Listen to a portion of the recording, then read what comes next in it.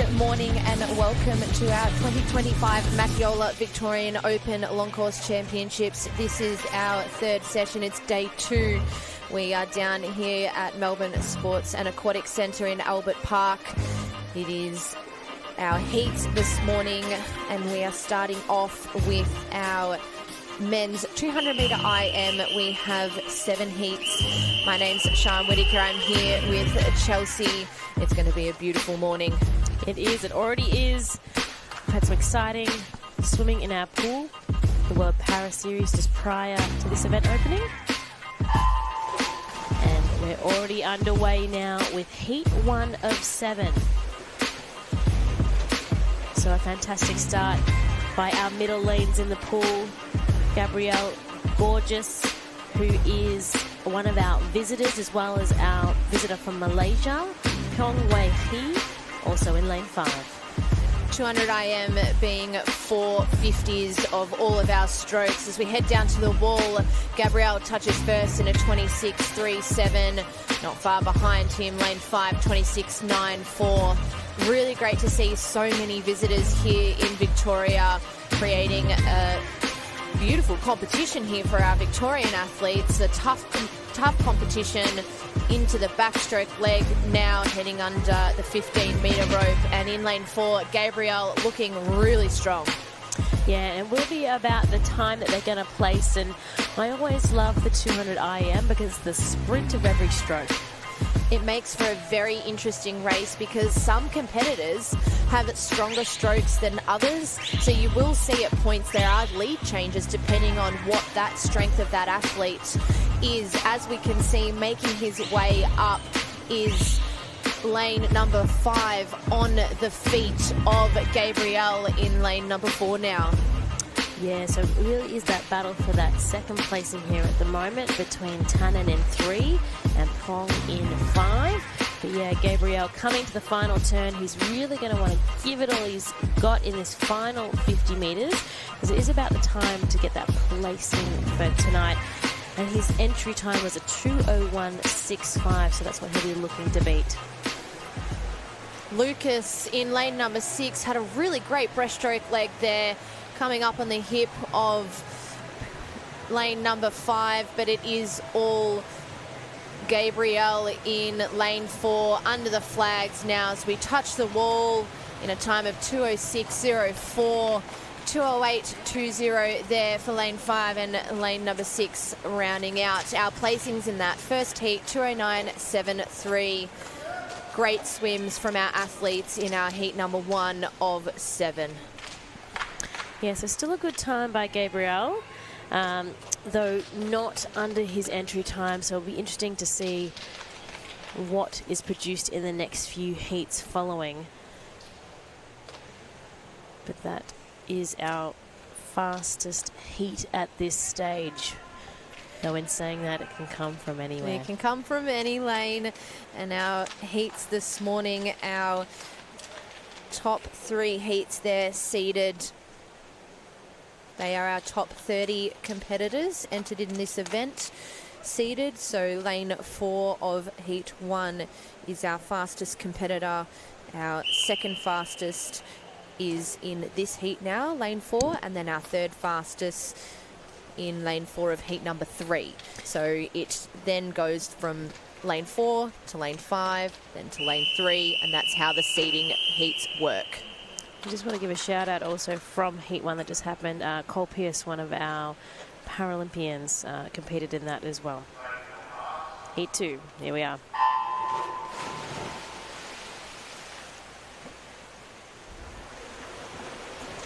And surfacing in lane 5, Callum Halloran-Laval from Nuttawading with a great start, very powerful with his butterfly. Also looking at lane 8, we've got Adam Graham, one of our visitors from New South Wales.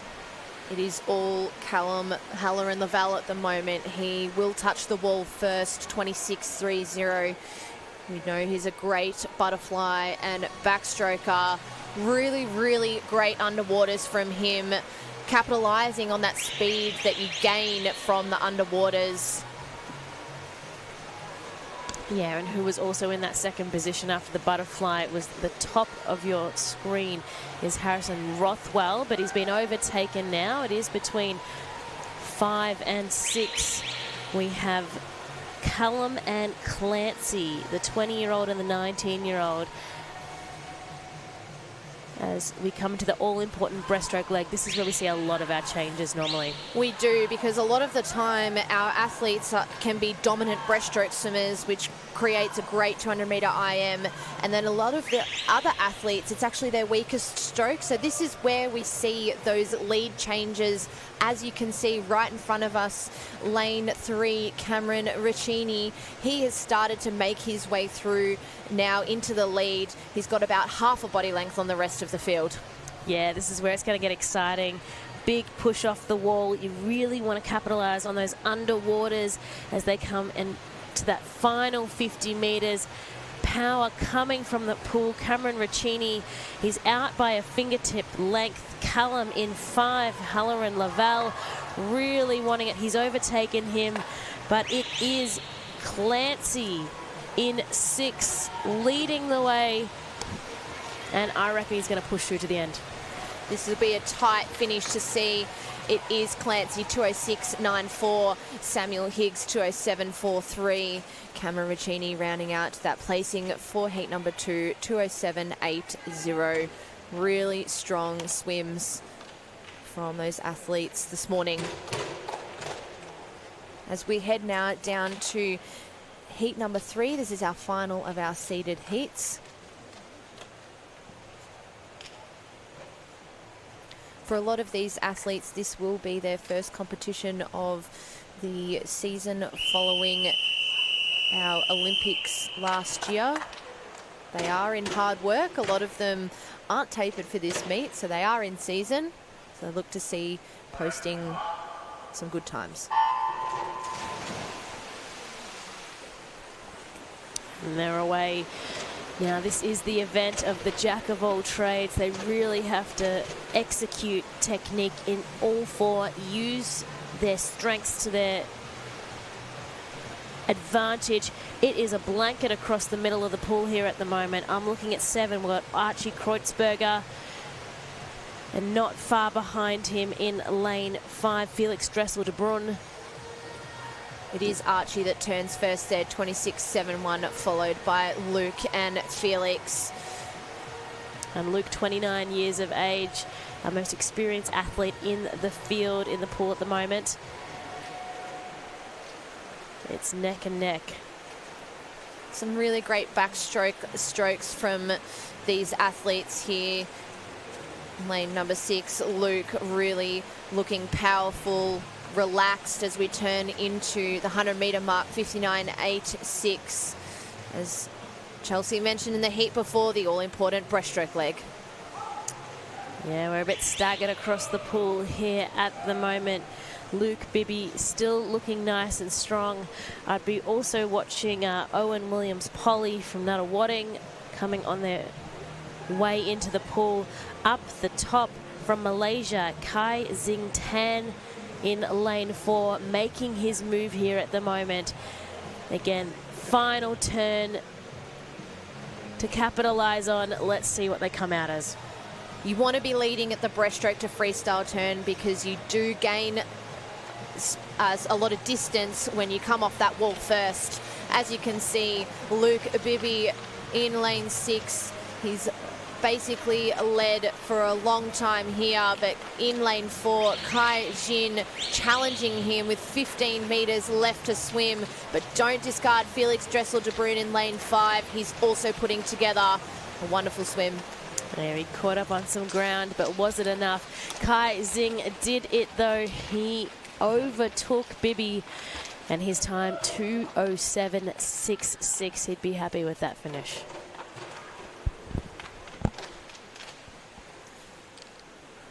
And that rounds out our seeded heats for this morning. But don't go away, because we've still got another 4 heats left to swim. And as we keep saying, doesn't matter what heat you're in, you can make the final from any lane.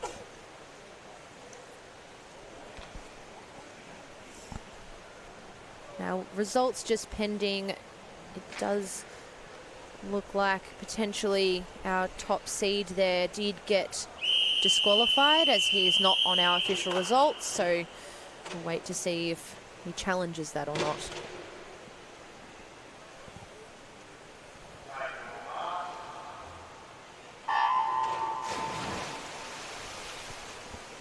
And heat 4 is underway.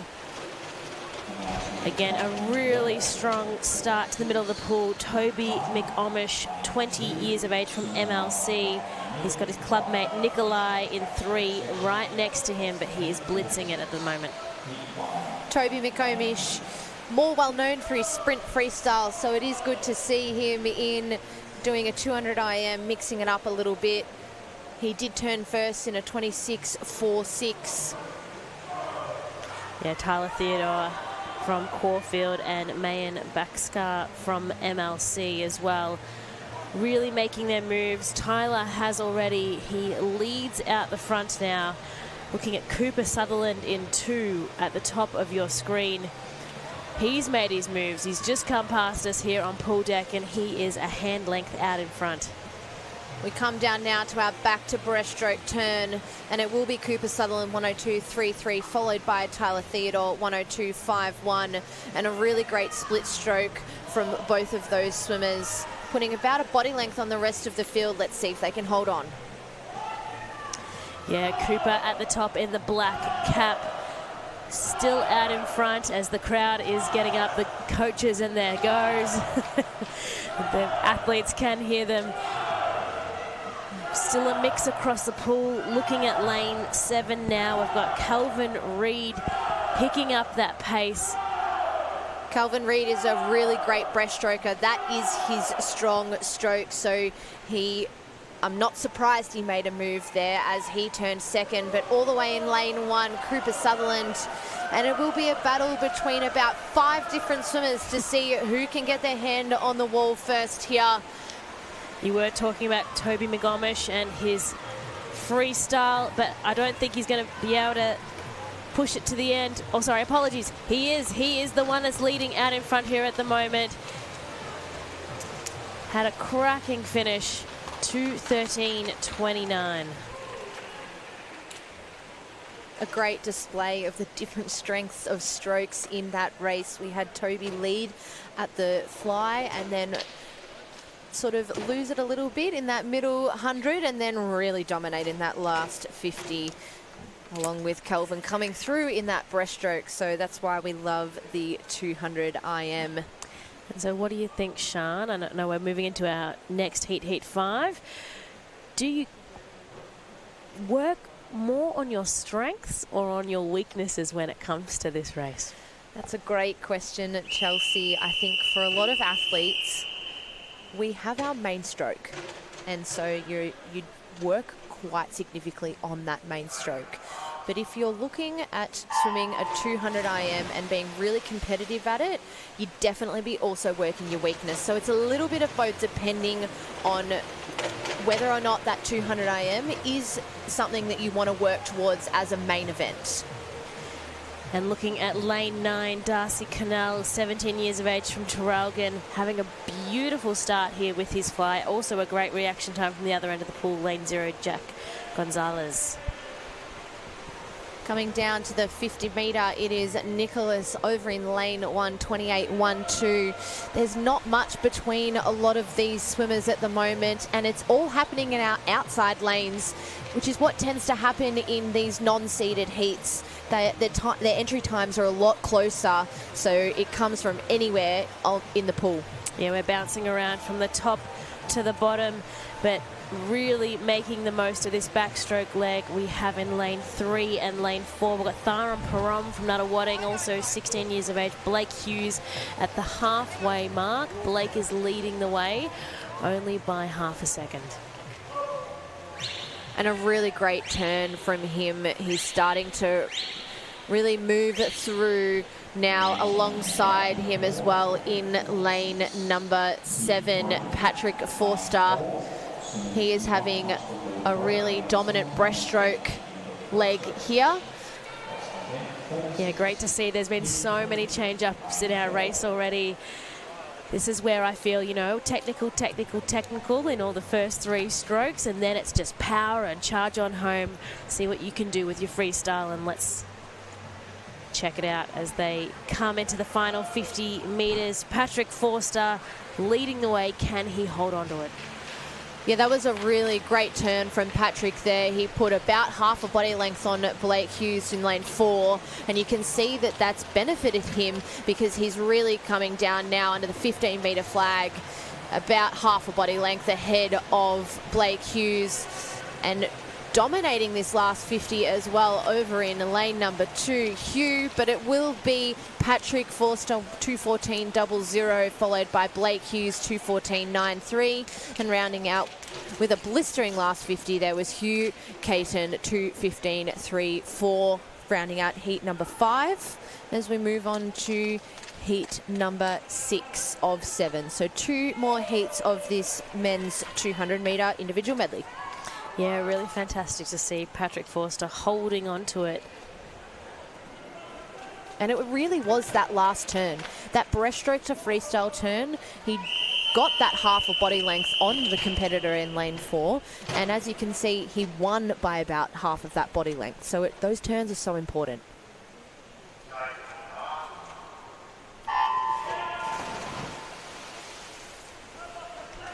And heat 6 underway and in the water now. That was a really great start in lane 3. We've got Ashley Lansbury, 15 years of age, from DVE, bringing it down now, looking at lanes 5 and 6. We've got Ryland Wheeler and Lucas Kay. A lot of these athletes are our young age group swimmers competing in our open event. So watch to see these young athletes through our age group swimming really come through.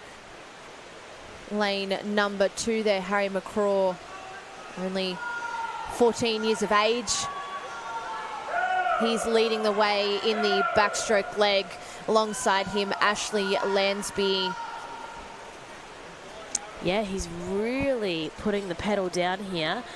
Beautiful stroke. Sean, looking at the difference between the couple of leaders, similar strokes?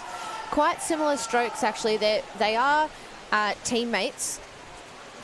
Apologies, no, they're not. The caps look similar from here until I looked. But yes, they had similar strokes but Harry McCraw actually had the way better of a turn. So he is now about half a body length ahead. The split stroke and the power off that wall really put him in a great chance to lead the rest of this 200-metre IM. And so for those who are listening in who are not swimmers, that is the scariest turn of all, isn't it? When you're going full ball on your backstroke and then you've got to time it and turn it, and you don't want... I mean, these are experienced swimmers, but for those not out there, they understand. Yes, that back to breaststroke turn, this is the only time you're going to do it. It's only in our 200 IM that we see those turns, and there are quite a few options on the turn itself. So some are faster, but you're more likely to get DQ'd. Some are slower, but they're a little bit safer as these boys head down now with the freestyle. Lane number 5, Ryland Wheeler. He really came through in that breaststroke, and he's dominating this freestyle leg. Yeah, he's one of our visitors from North Canterbury, 16 years of age. He's going to get the first placing in this heat with the time of 2:15.88, followed by Ashley Lansbury and Harry McCraw.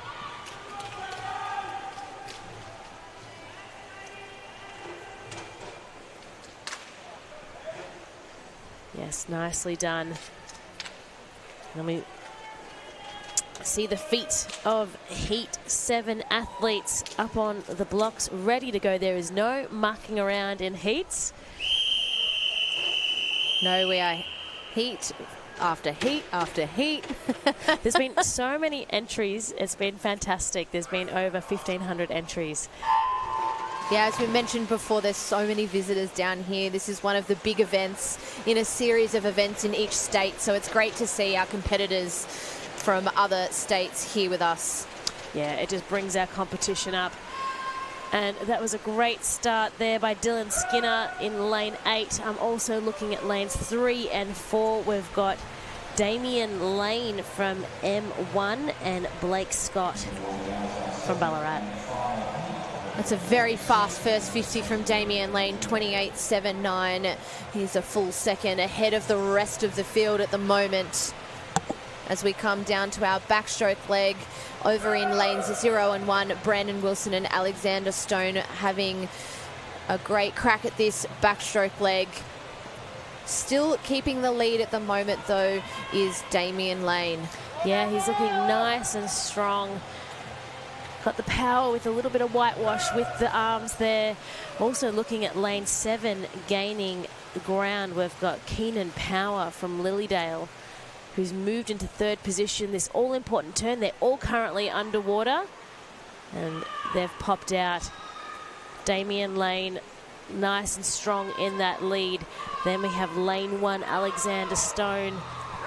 In lane 7, he's now been taken over. Backstroke was then his strong suit. We're looking at Mitchell Davies in 6. Stroking away nicely, Damian Lane. He's led from start to finish pretty much at this time. We'll see if any of the other competitors can challenge him in this last 50 metres as he heads down to his final 50 freestyle. Power, power, power. Give it what you've got. As we said, it is sprint after sprint with each 50-metre leg. The cheers of the crowd are coming up. Who's picking up at the moment? Brendan Wilson in lane 0 at the top, but it is all Damian Lane in lane 3. The comeback also from Mitchell Davies in 6, but I don't think it's going to be enough. He's looking great with his stroke, though. It's Damian Lane, 2:18.63.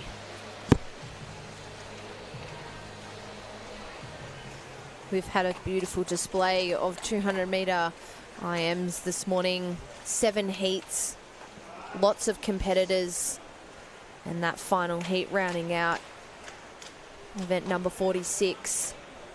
The top 10 will head through to our final this evening. As we move on now to event number 47, it's our women's 400-metre freestyle. We have 4 heats this morning.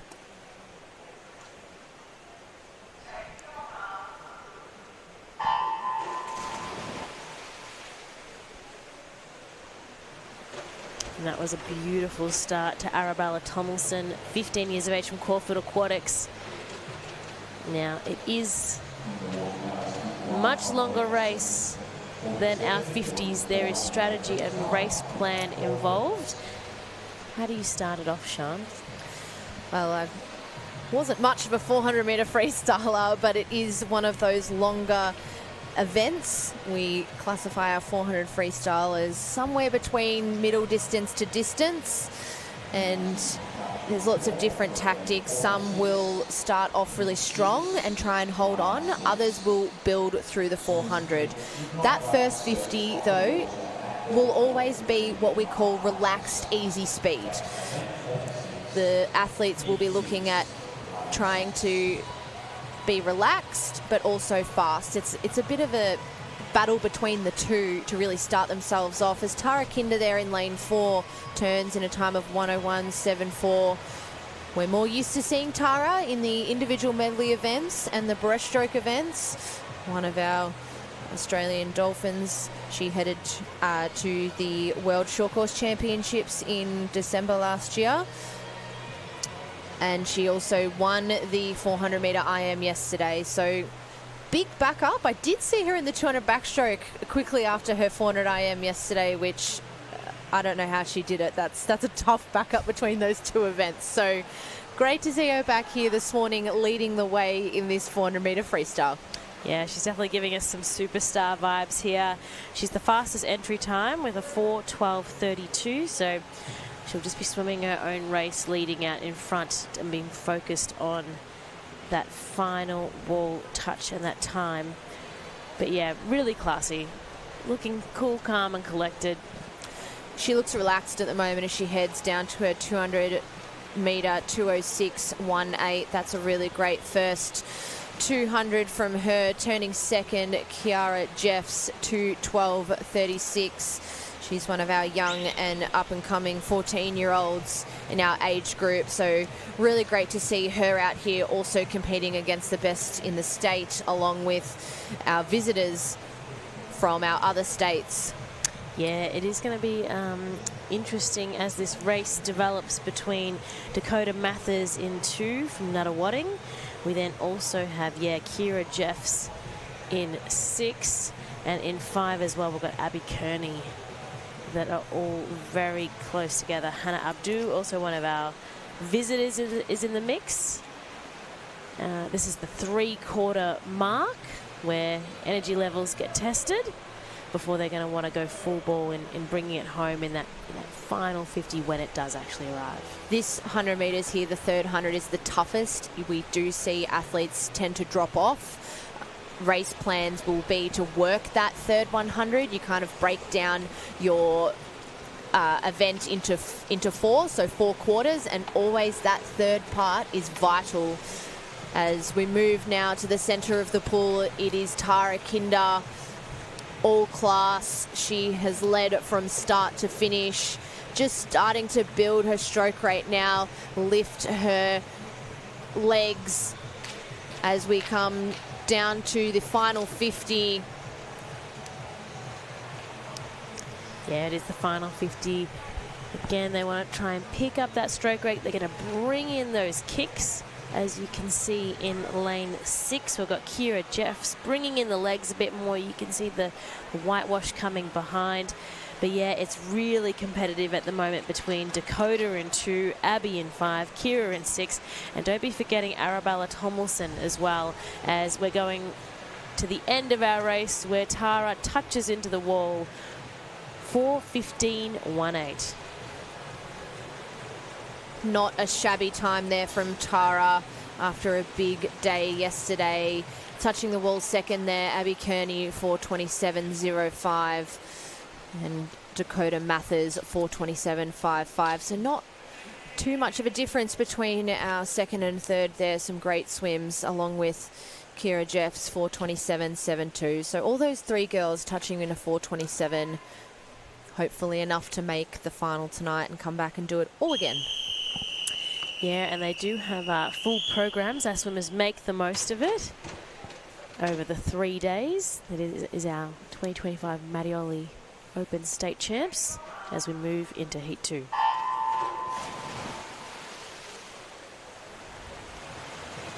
A blistering start there from lane number 4, Victoria Catterson.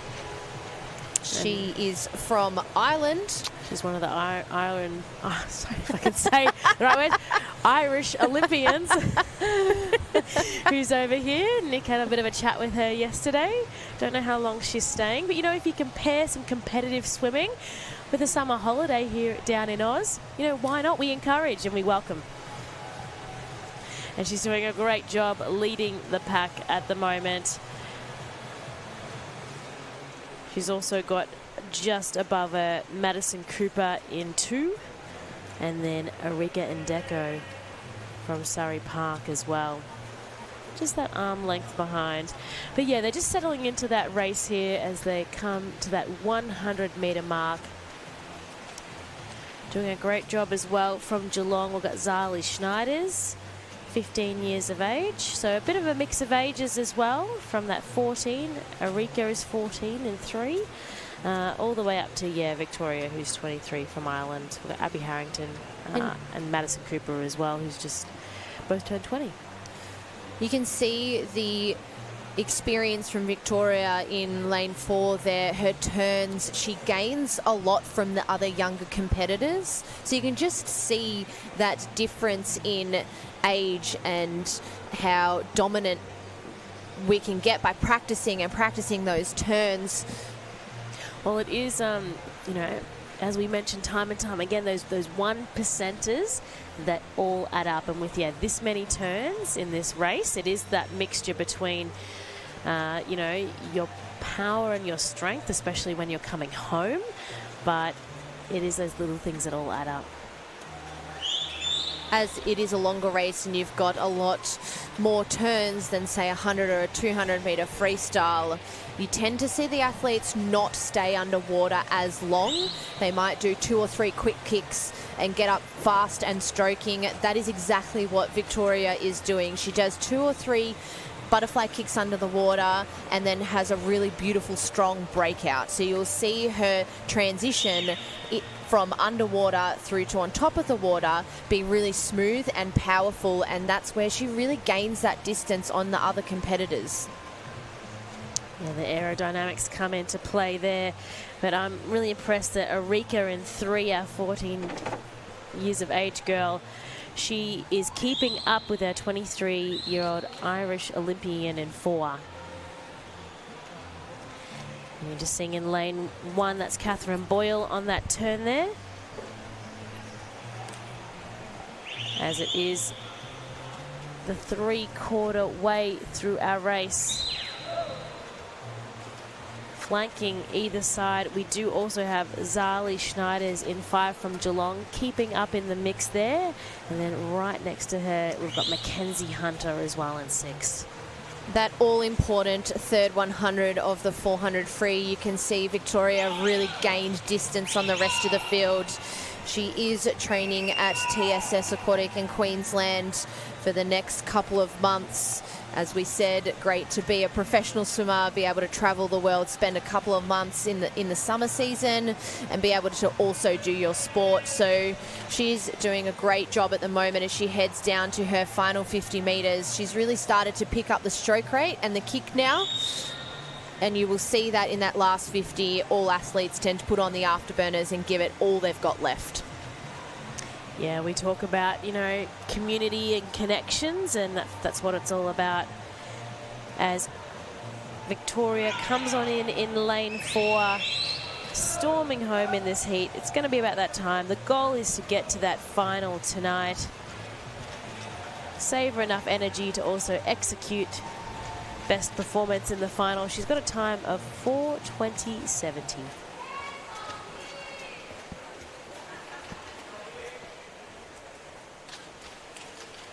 We saw Tara Kinder in Heat 1 there, post a fast time of 4:15.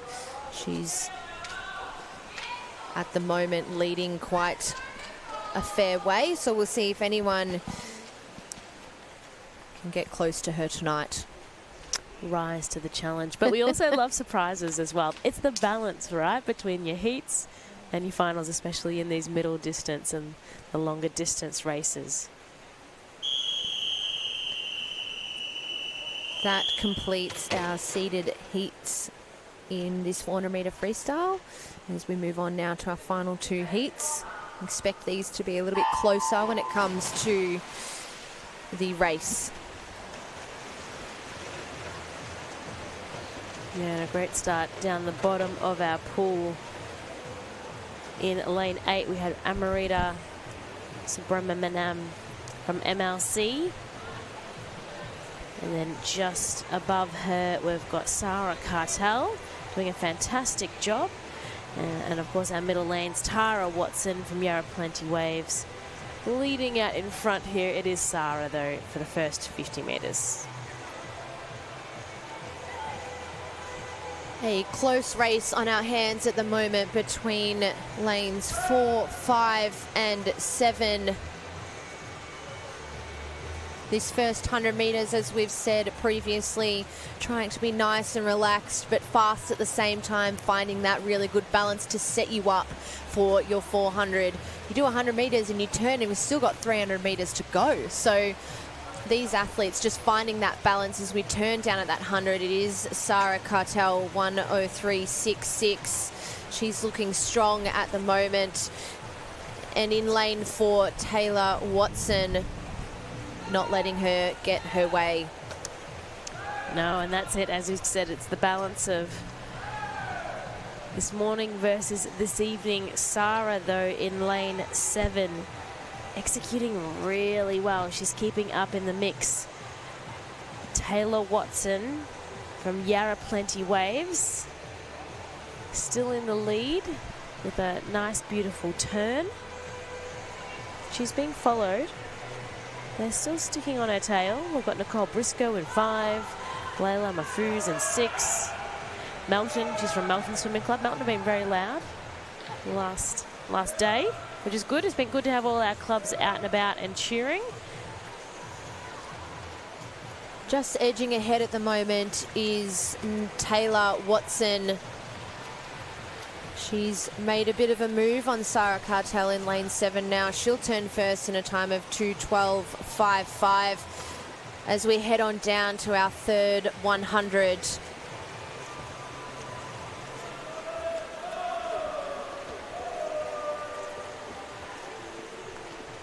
Yeah, and it's really about conserving and pacing out that energy. So the mind wants to get excited as well, but that's, we know why we have our coaches. That's why we have our race plans, and they definitely would be sticking to it.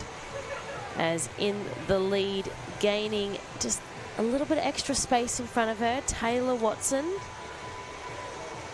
Sarah is still following in second. She's only 1 second behind on that turn, and Nicole Briscoe in the mix there in that third position, just 2 seconds behind. As I mentioned earlier, this third 100 being the all-important 100 in a 400-metre freestyle, we can see that now with Taylor Watson making her move on Sarah, as well as lane 5, Nicole Briscoe. Taylor will turn first by about 2.5 seconds, and chasing Sarah now is Nicole Briscoe. So look to see these girls have a little battle on their hands. Yeah, we don't mind a little battle and a little bit of a surprise. They're definitely keeping our pool deck nice and hot on this brisk summer morning. I'm sure they're looking forward to the times, but also the sweet relief. Their legs would be burning as they're going to be definitely bringing them in to this final 50, with Taylor leading the way. Sarah not far behind, but Nicole Briscoe really trying to push into that second position in this heat. 25 metres left to swim for our leader, Taylor Watson. She's put a dominant second 200 on display here. Yeah, she's really in nice form, isn't she? She's breathing to the left-hand side every stroke to the end. 4:30.17. And that is under her time by 1.5 seconds. Touching the wall there second, Sarah Cartel. She had a really great first 200, 4:34.27. Held on for a drop of about a second from her entry time, which is great to see. We love to see our athletes drop times from what they've entered in. As touching the wall there, third was Nicole Briscoe.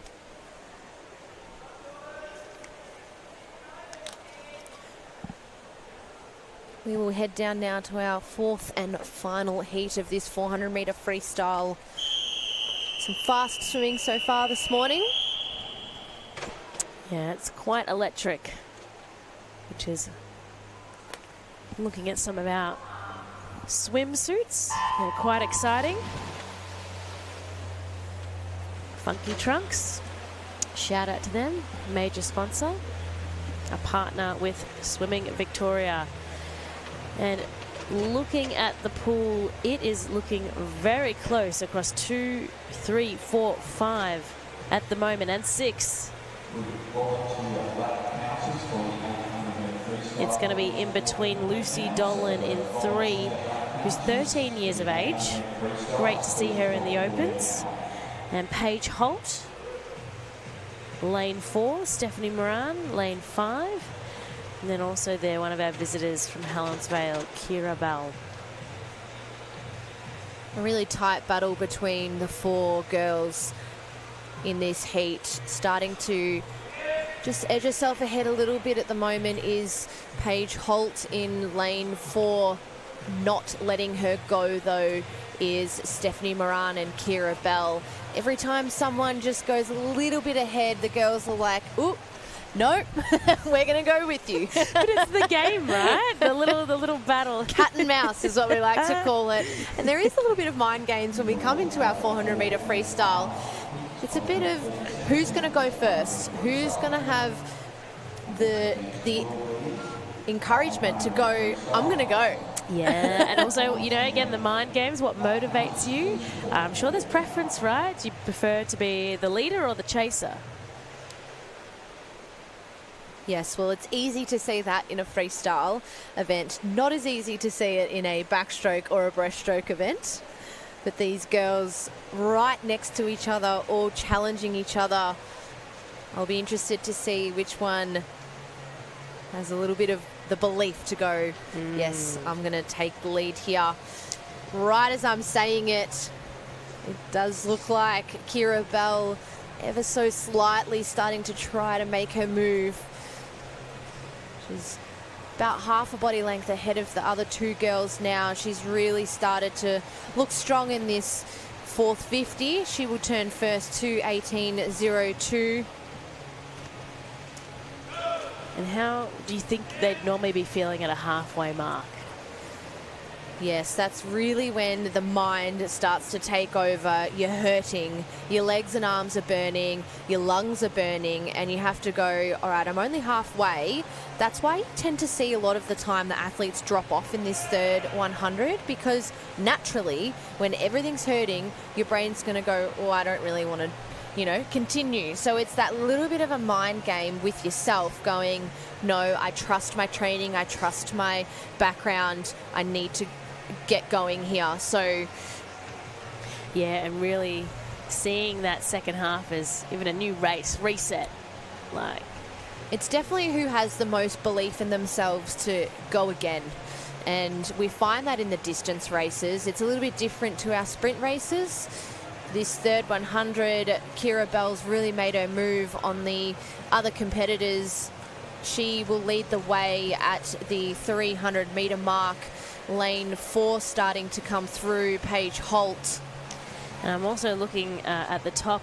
She's just turning in lane 2, Emerson Hogan. She really picked up over the last 100 metres there. So she's at the top of the screen. She's going to be chasing the 3 in the middle. At this point, it starts to take over that you're finishing the race. So we talk about that battle at the halfway mark. Now the mind goes, I'm almost done. And Kira Bell still leading, but Emerson Hogan having a ripper last 100 metres here, and she has started to make her way up with Kira Bell, and it will be a battle between those two in this last 25 metres.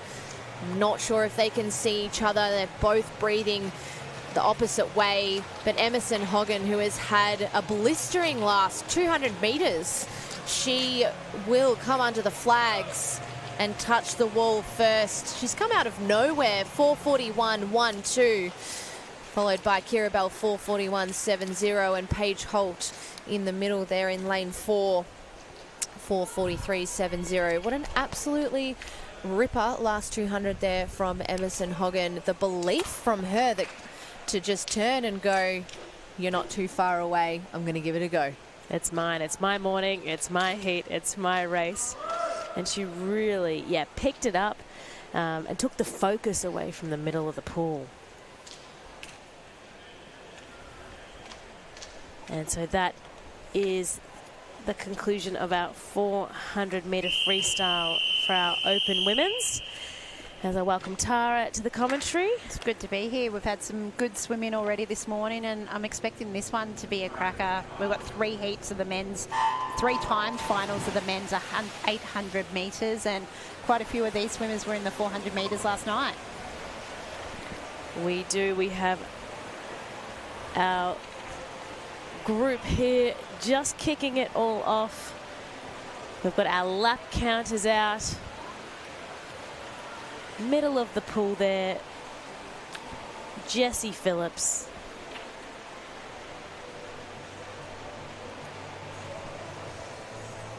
doing a fantastic job. Already just setting his speed at the 50-metre mark. In lane 3, we have Joel Varan, who is 19 years of age, one of our visitors, leading the way at the moment. Yeah, he's got off to a good start there, and looks like coming up to him is Callum Risotto. So both of them are coming up really strong there, both just passing just after the 1 minute mark for the first 100 metres. It's the middle lanes that have taken control of this race at the moment. Also having a good swim is William Bryan out in lane 9. Yeah, and so we've moved into the distance swimming now. They've really got to have great aerobic capacity. They've got their race plan, and it can be divided up in a lot of different ways, but a lot of the strategy is for 200s. It is, and we get the mixture of your swimmers coming up from the 200s and your 400s, and then your swimmers coming down from the 1500s. So you're going to get your 1500s probably pace it a little bit better, come home really strong, where your 200 swimmers, your 400 swimmers are going to probably come out fast and then try and hold on. Yeah, so just setting their pace nice and easy now as they come to the conclusion of the first block. And we've got our 3 leaders at the moment who will see if they can stick with each other throughout the next 200. It's lanes 3, we've got Joel Varan, lane 4, Jesse Phillips, and lane 5, Callum Risotto. Yeah, the 3 of them have really got a break on the rest of the pack. Then you've got a couple on the far side there in Jared Webb and Liam Paulson, who are sort of battling it out for that 4th and 5th at the moment.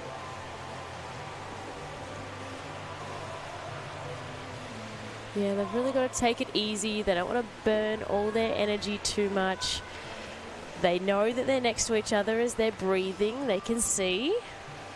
A little bit of whitewash, but the focus, particularly in the first half, will be from their upper body as well. It is. They'll look to bring that that stronger beat kick in the back half there to bring that power in. It's about setting that tempo and just getting into a nice rhythm, trying to keep consistent over those laps so they can bring it home strong.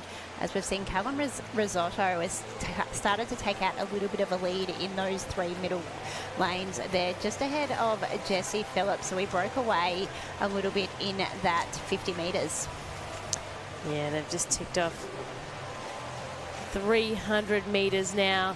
And there was a little battle between Liam Paulson in 0 and Jared Webb in lane 1. But Jared making his move. He's almost going to want to try and chase the feet of Joel Varan in 3. But yeah, Callum in 5. Just starting to lead a bit further out. It is, and it'll be interesting whether Jesse Phillips comes home strong. Had better seeded time of the athletes by 4 seconds ahead of both Joel Varan and Callum Risotto. Yeah, and we do have, as you can see, our lap counters, our volunteers who make it all happen for us. And so the lap counters are there, letting them know that they've got 7 left upon the next lap that they come back, because counting's really important. There's a lot you're focusing on. You can lose it a little. It is. You're trying to focus on your breathing, your technique, making sure you're getting your kicking correct. That sometimes you can lose the lap. I think most people have been down a swimming pool and lost count of how many laps they have done, but they've done this a lot of times, so you'd expect them to get it correct. As we've seen the lead out the front there, with Callum now ahead of Jesse by more than a second. Joel has fallen back. He's 4 seconds behind the leaders.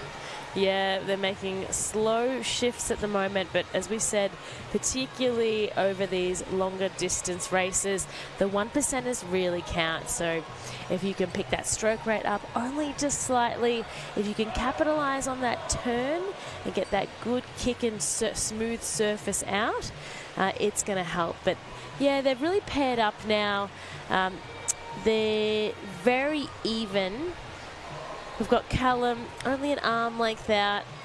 Jesse knows he's there, so it'll really just depend on the next quarter, the next 200 metres. Looks like that Jesse has closed that gap a little bit as well. It was getting out towards the body length, but now it's come a little bit quicker, and it's only 0.12 difference between the two of them. So it's definitely race on in those middle two lanes. Joel Veron is remaining in third spot with Jared Webb and Liam Paulson hot on his heels. Yeah, Joel really has fallen back into that second leader pack now, and he'll be on the battle for that placing. It will be on the time, though. This is a timed final. There will be a timed final tonight as well. We've got a lot of the big names in the final tonight. I think 5 of them qualified for the 400-metre final last night. Maximum Galani, who qualified for that final, didn't race at the 200-metre relay Olympian. He ended up winning the 100 metres event last night. So there's a lot of power to come in that second time final tonight. Yeah, and again, it's managing the program of your racing. This, though, would be a focus for them.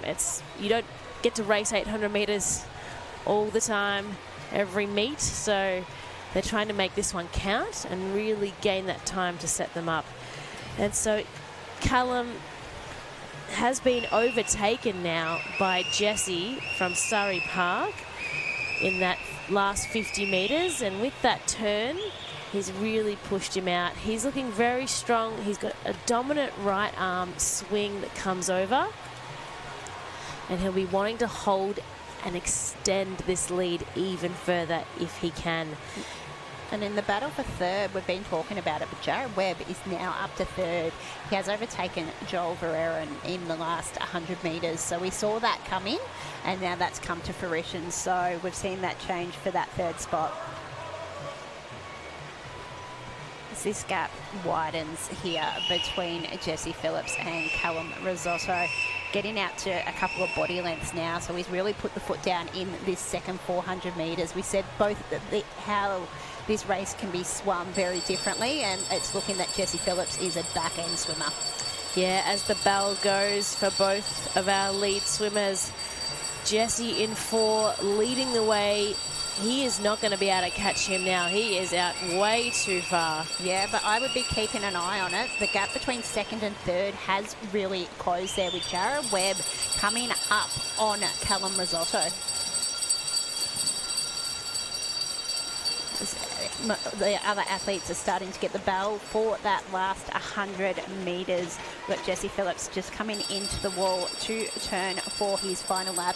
An 8:10:67 so far. His entry time was an 8:43, so to get under that, he's going to have to probably do a 32-second final 50 metres. Yeah, and so he's doing a wonderful job looking for a PB here. He's picked up those feet. Look at that 2-beat kick that is happening there, bringing up some power in. He's under the flags.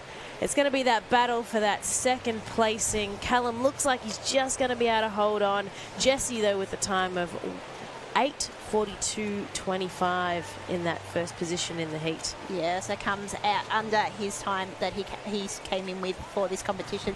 Callum Risotto hangs on for second, an 8:52.72, with Jared Webb in third with an 8:51.09. Yeah, it's fantastic to see. So again, this is all about the timed finals. So it is what they post on the board. The faster timed final will be happening tonight, and we'll know the full results later this evening as our Lane 7 athlete, Marley Sutherland from Ballarat Gold, comes on into the wall.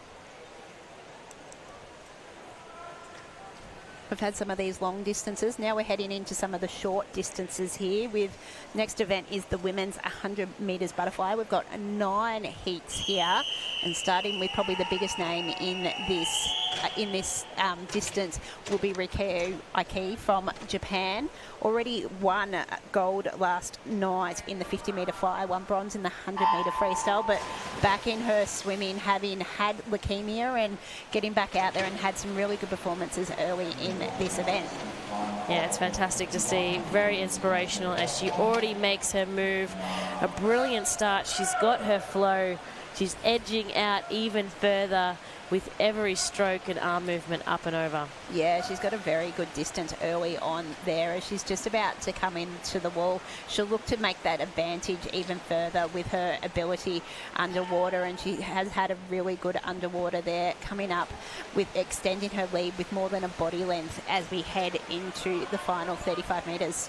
Yeah, Isabella Osborne in 5 and Xana Dixon in 6, following Sophie Jacka in there as well. They're going to be looking at their times too to try and be making that final tonight. But yeah, Rikako, no one is stopping her now. She's going to get that touch. 58.93. Yeah, very nice swim by her there. Came in with a time of a 57 seed time, so a little bit outside that, but she's had a busy race in already, and I think she might have another race this morning, so a nice swim for her. Coming in second is Isabel Osborne, and then in third place is Xana Dixon, another one of the visitors here this weekend. Yeah, great to see the breadth of the competition. It's very wide, giving fantastic experience to our athletes as we head into Heat 2. As we've got another Olympian in this one as well. Olivia Wunsch is in the middle lane in the lane 4, won the 100-metre freestyle last night, medalled in the 50-metre butterfly as well. So she'll be one of the favourites in the middle of the pool there, and was up really quickly with the fastest reaction time of the field. Yeah, she's got the yellow-orange cap in there in lane 4, and almost a body length out in front now. Flanking her either side, though, Alana Torrance from MLC and Mia Yao from Caulfield. They're going to try and give her a run for her money, but she's really dominating. It is, and she extended that lead underwater again. We've seen the 2 Olympians do that in those first 2 heats, and looking very comfortable out the front there without having to put too much effort in, knowing she's another one with those busy campaigns. While she's well out in front, the race for the rest of the places is really on. In second place is Mia Yeo, but she's got a few swimmers right behind her trying to take out her spot. Yeah, we've got the battle. Mana Mahfouz also there, but Olivia with her time posting it under a minute, 59.19. Just over her entry time, but again, you don't want to expend all of your energy in the heats when you have a busy program as well. It is, and just a little bit slower than Rikako's time there by about 0.3. So both of them have put some really good times on the board. I think the only 2 under that 1 minute mark so far. And we're coming up to Heat 3. The focus on the athlete is Isabella Boyd in lane 4. So her entry time also under a minute, 58.39. So she'll be wanting to pop under that as well to secure that spot in the final tonight, to be versing Rikako and Olivia. One I'm interested to see, pulled out of all of her individual events yesterday, but did race in a relay last night. So nice to see her in the morning session for the first time this weekend. And she's gone really well out the front there. It's the middle lanes with Boyd in 1, Mackenzie Burns in 2. As we've turned into that second 50 there. Out in front, you've got the 2 middle lanes there in Boyd and Burns, well and truly in front. Sitting in third place is Rihanna Chen, who was third at the halfway mark as well. Chen looks like she is coming up on Burns, but it is all Isabel Boyd, who will be looking to become the 3rd swimmer this morning to get under that 1 minute mark and get herself a middle lane, and she does that, winning in 59.61. Mackenzie Burns holds on for second in 1:02.71, and Rihanna Chen in third in 1:03.31. Yeah, Isabella will be pleased with that time. It's all she needs, right? It is exactly a good time and a spot in the final. As you were saying before, you just need a spot. As we move to Heat 4, it's fantastic to see that our 100-metre butterfly is a popular event in our Mattioli Open Championships. And now we're starting to see some of these these heats, which are probably with some slower times there. Most of these swimmers with times about 105, 106 seed coming in here. And it was some good reaction times with Eliza Huffington, the best off the blocks there in lane 2. But out in front is Anna Orrell in lane. It is Isa Ho in lane 7 is coming in front as we get to the halfway mark. She does turn in front ahead of Anna Orrell. And then in third place, in lane 1, we've got Zoe Snyder. There isn't much between the swimmers here. And coming up fast in lane 5 is Henrietta, who had a really good turn. She's come up to Isa Ho, and the two of them have got a little bit of a gap on the rest of the pack coming in. It is still Isa still in front there with Henrietta coming at her. It looks like Henrietta may have just taken the lead there, but it is stroke for stroke as we come underneath the flags in this heat, and it's going to be Isla Ho who gets the win just ahead of Henrietta Wong. Yeah, we love a bit of a battle, and it was between the two lanes. So Isla got the time 105.29. Underneath her seed times by about 0.7, so a good swim there by her.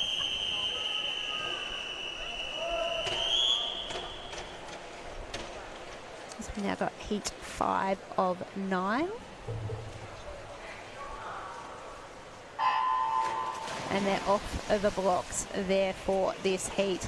Really good start in lane 0 with Skylab on that far side. Was really fast off the blocks, but now it's more in the middle of the pool that has started to get going there. Karma Farmi has had a really good performance in lane 5, and she looks to be out in front there. Also going really well is Hannah Sampson in lane 7. Yeah, Hannah and Millie in 6 as well. It's coming up to this halfway mark. We've got Karma in the lead, 39.6.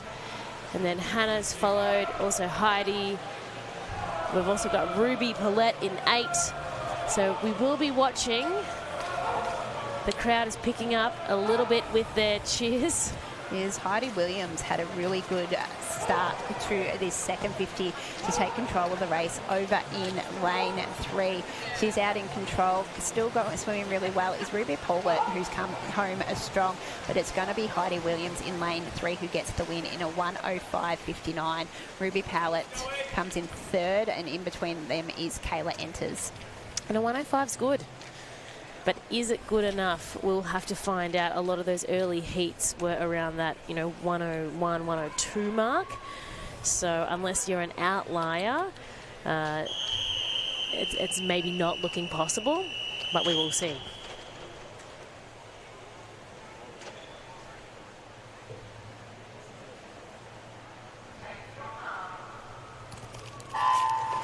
Now we're underway in heat 6 of 9 in the women's 100-metre butterfly. Getting a really good start on this side of the pool was Eve Anderson out in lane 9. Also having a good start there is Celeste Chang, who had a reaction time of 0.35 there in lane 6, and she's the one who's leading halfway down this first lap of the race. Yeah, she's looking really good. She's now almost a full body length out in front. Next to her in the other lanes of Gemma Sullivan in 5 and Janiana Baker in 4. Now she's got the 30.44.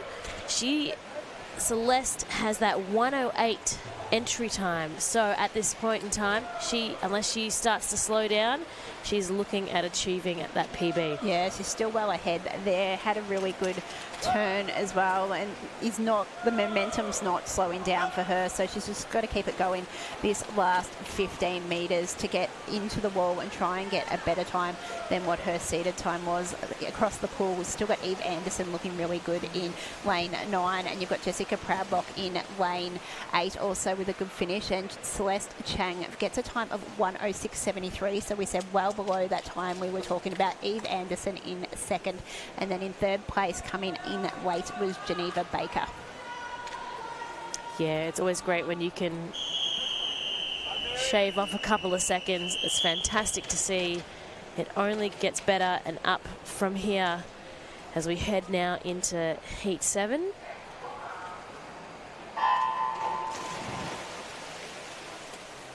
So this is another one of the heats. The time's around that 1:08, 1:09. So they're going to be looking to try and get a couple of seconds off. Probably not pushing into finals, but if they can get PBs and reduce their time, considering they're all fairly young as well, the oldest in this heat is just 19. Yeah, and Mary Steele, who's 14 years of age from Bayside in 1, had a really great start. Although now taking over in the next 25 metres, we've got Ella Yap, or should I say Julia Wozniak, sorry, from DVE in 4. And it was Mary Steele who had the lead at halfway. Ella Yap in second, and then Matilda Clark in third out in lane 8. So we're all across the pool in this one. And now coming into the back part of it, it is Ella Yap who has a really solid lead in the middle of the pool. Still staying with her though is Mary Steele out in lane 1, but it is Eliza Yap in front. Coming in second is Julia Wozniak in the second of the middle 2 lanes, and then coming across for third, there is a number of swimmers who aren't far from each other, but it is Ella Yap who takes the win in lane 1. Julia Wozniak in lane 2 was second, and then Kira Bell in third. So Ella with a time of 1:09.12, slightly outside the time she came in with. Yeah, a really good performance. And it happens quickly, these 100-metre flies. We're already up to heat 8 for our open women's. Again, we have from 12 years of age, Kimberly Chen is in lane 2. Oh, apologies, Kimberly is not on the blocks. But we do have the remaining other girls. We have Megan Lee, 13 years of age from Essendon District in lane 6, our youngest swimmer in this race now. Looking at the times between these swimmers, there's only about 0.3 difference between their seeding times, so we should have a really close final there. As we are in the water, fast off the blocks there was Taylor Miller in lane 7 there from the Melton Swimming Club, who you mentioned before have been pretty vocal the last couple of days, as we hear them again already in this race. We love that. The music is pumping here at MSAC already this morning. It's all about vibe and support. It's a great weekend. A lot of family and friends have come out too. A lot of supporters. And at the moment in lane 4, Waylon Trong from Nuttawading, 14 years of age. She's leading the way. Alicia Overall in second position at that turn in lane 1. Looking down at the pool, we're bouncing around here. Grace Morton, one of our visitors as well. But it's a really strong swim by Waylon Trong in lane 4. Yeah, it started to get a bit of a lead in the back half of that first lap, and being able to hold that here. Coming home quick though is Megan Lee in lane 6, and she looks like she is right on the heels of Waylon Trung and has actually taken the lead and will touch first in a 1:08.49. In second place is Ariana Magic, and in third is Grace Morton. Yeah, she took a 1 second off her entry time, which is great to see. Fantastic efforts as we move into our final heat for our 100-metre women's open fly. Heat 9. Just 2 swimmers in this one.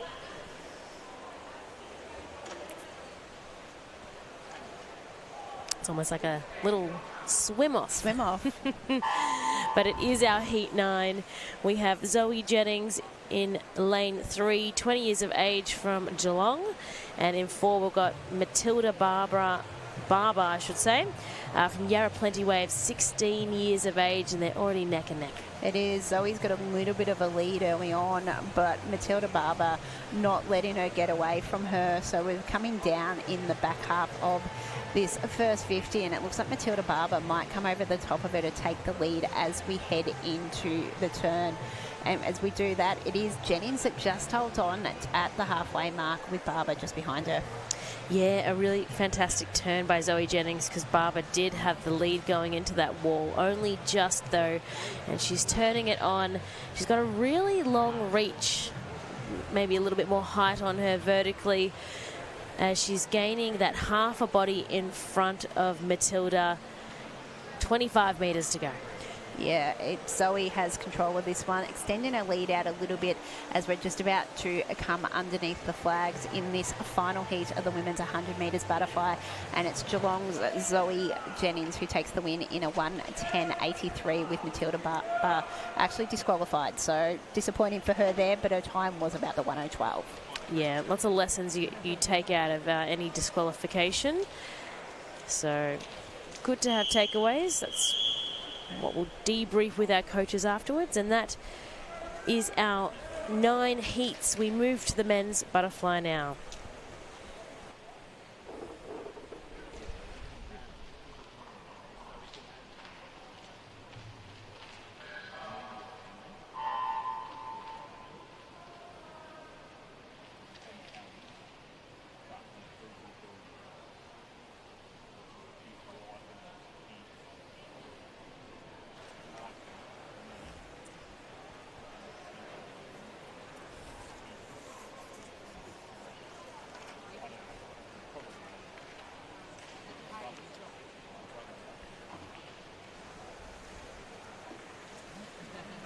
Event number 52, our men 50-metre butterfly, almost ready to get underway.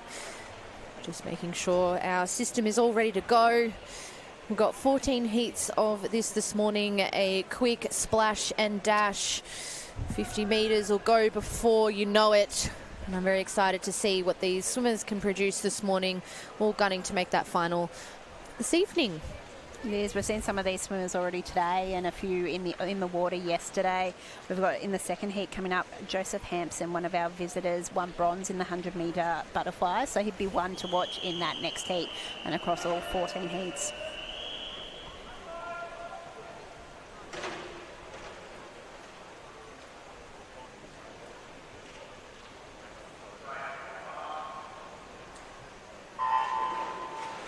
And we are off in the water racing now for our splash and dash 50-metre butterfly. Looks to be lane 4, Jack Carr out in front at the moment. Next to him, Christopher Elson in lane 5, followed by James McBride in lane 6. But it's our 2 lanes 4 and 5 at the moment. Jack Carr, Christopher Elson with the start, coming down to the touch. And it will be Christopher Elson 24.45, followed by Jack Carr 24.63, and rounding out our third placing there, James McBride 25.22. In the middle lanes there, those 3 with the fastest times coming in as well as we prepare for heat 2 of this butterfly. As I was saying before, we will have Joseph Hampson will be the one to watch in the middle of the pool. Comes in with a seeded time of 23.9. As we're underway in this second heat of the 50 metres there, not much between all the guys off the blocks there. It looks like coming out fast in lane 6 is Kayla Hall, who's had a really good start, and now coming into the middle of the pool there, you've got Joseph Hampson is looking really strong in lane 4. Probably has a slight lead there over Cash Milner, but nothing between those middle lanes. I think it will be Hampson that will get the touch there, and he does get the touch just in front of Ewan Smith, and in third place was Cash Milner. So Hampson with a time of 24.89, just slightly slower than that first race. Some fast swimming so far from our men in their 50-metre butterfly. In lane 4 here, James Ward. We know he's a great sprint, freestyle and a butterflyer. Spent some time over in college at the States. Really, really beautiful skills he has as a swimmer. He's underwaters. So we'll see how these boys go in this heat number 3.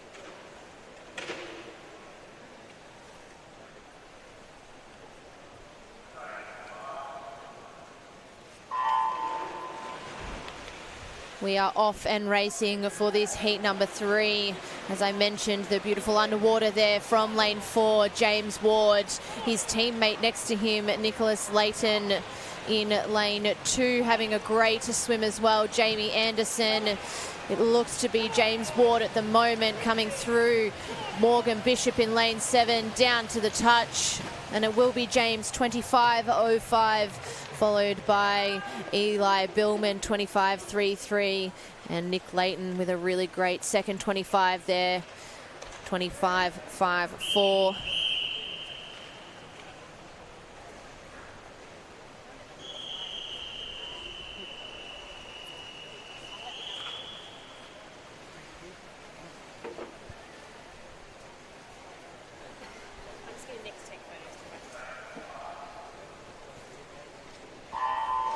We're now underway in heat 4 of the men's 50-metre butterfly, and starting really well there on this closest to us was Dominic Teaser and Samuel Williamson, but now the action is in the middle of the pool there. Coming out in front, Williamson's actually looking really strong here in lane 8. In lane 4, you've also got Anthony Bosmerson and Sebastian Christie Kane there, but it's Williamson who looks like he's had a really strong one, having already broken 2 Victorian all-comers records yesterday in the breaststroke. He finishes with 26 second flat. We're very used to seeing Sam Williamson in our breaststroke events, an Olympian. It's great to see him out here doing a sprint 50-metre fly. We don't usually see him doing that, but great to see him get his hands on the wall first. I'm looking forward to seeing him in the 100 breaststroke later this morning, considering what he did in the 50 with 2 records already. Our official results on the board now, as we head down to heat number 5.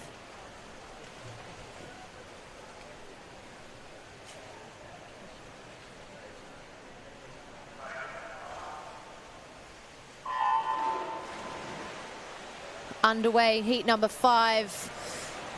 Popping up ahead there, lanes 4 and 5, Eric Yuan, Zachary Gordon. Having a ripper first 25 as well in lane 7, Harry. He seems to be leading ever so slightly at this time, coming under the flags. Who will get their hands on the wall first? It will be Harry Coloans, 26.17, followed by Eric Yuan, 26.50. Rounding third place there, Darren Tan, 26.83.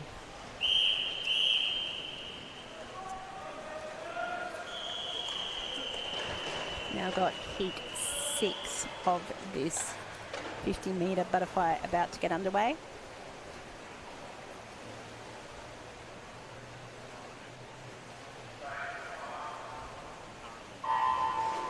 And they're quick off of the blocks there.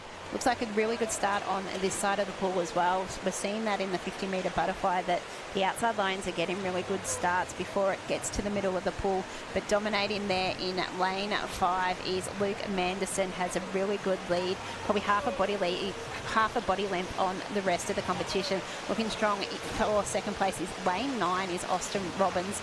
Coming in first is Luke Manderson. Second was Moisten Lumsden, and then third was Hunter Mace in lane 3. Luke Manderson there wiping off a whole second from his entry time, which is such a big drop for a 50 metres. Faster than both the last 2 heats. Yeah, really dominant display of 50 fly there from him. He'll be happy with that time. Heat 7 on the blocks now, ready to go.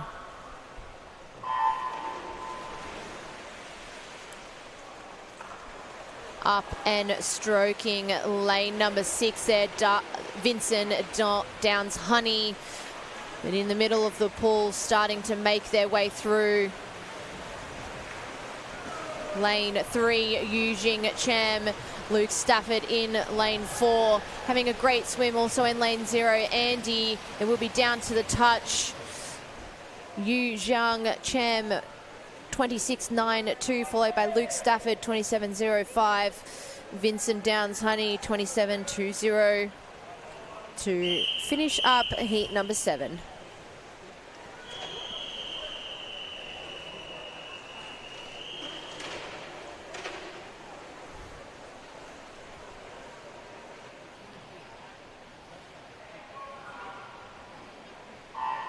Now underway in heat 8 of this 50 metres butterfly. across the board, fairly even start there, but the middle lanes look to have taken control of this race. There in lane 3, Lucas Chan is looking really strong. Coming up next, really good in this back 50 metres is lane 5, is Leo Nolan's had a really good back end to this race. Looks like he is going to take that out, and he does exact. So it's Tyler Theodore who actually comes from behind to take that one out. Then you've got Leo Dong in second, and third place Logan Kay, with the time of the winner was 27:08.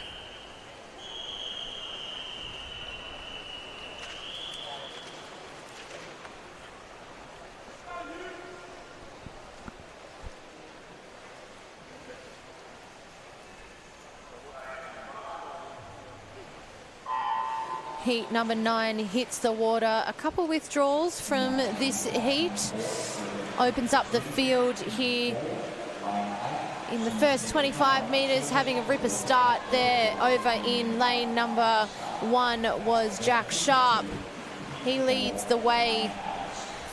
Coming through now, lane number 3, Hugh Cran, as they come down to the touch.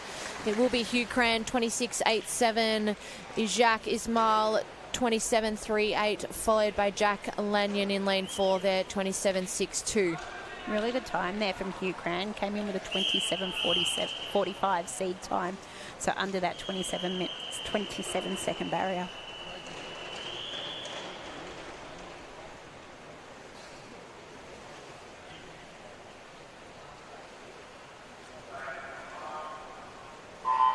Swimmers are off the blocks in this next heat. Heat number 10 here. Not much between them off the start. Again, they're looking really strong in lane 6 is Limo Jansa, who had a really good start, but now coming really strongly in lane 3 is Caden Delzo. In the end, it's now looking like lane 8. Alfie Graves has had a really good back end of this race. Looks like he gets just touched out though by Caden Delzot in 27.53. In second place is Alfie Graves in a 27.62.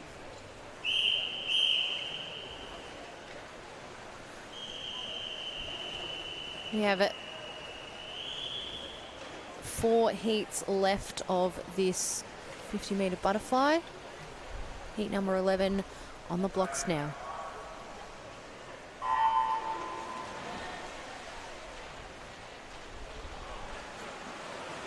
Beautiful underwater there from lane number 4, Andreas.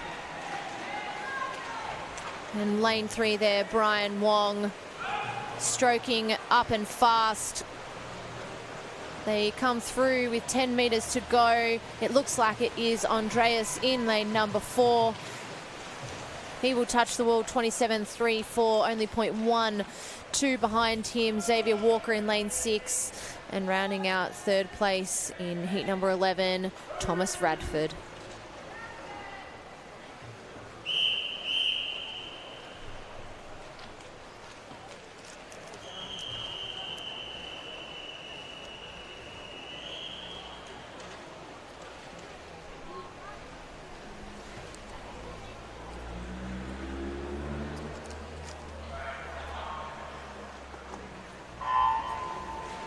Underway here in heat 12, and some really good underwater work on this closest side here with lane 7, William Ko looking really good underneath.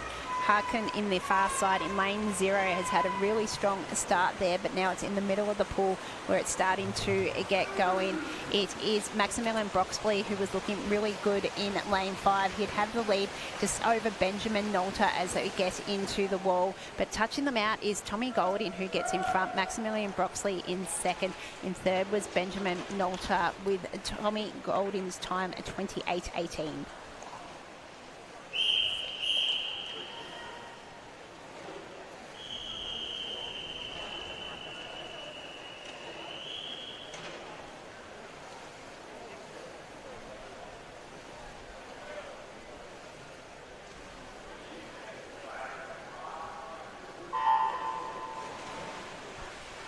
Heat number 13, our second last heat here, up and stroking.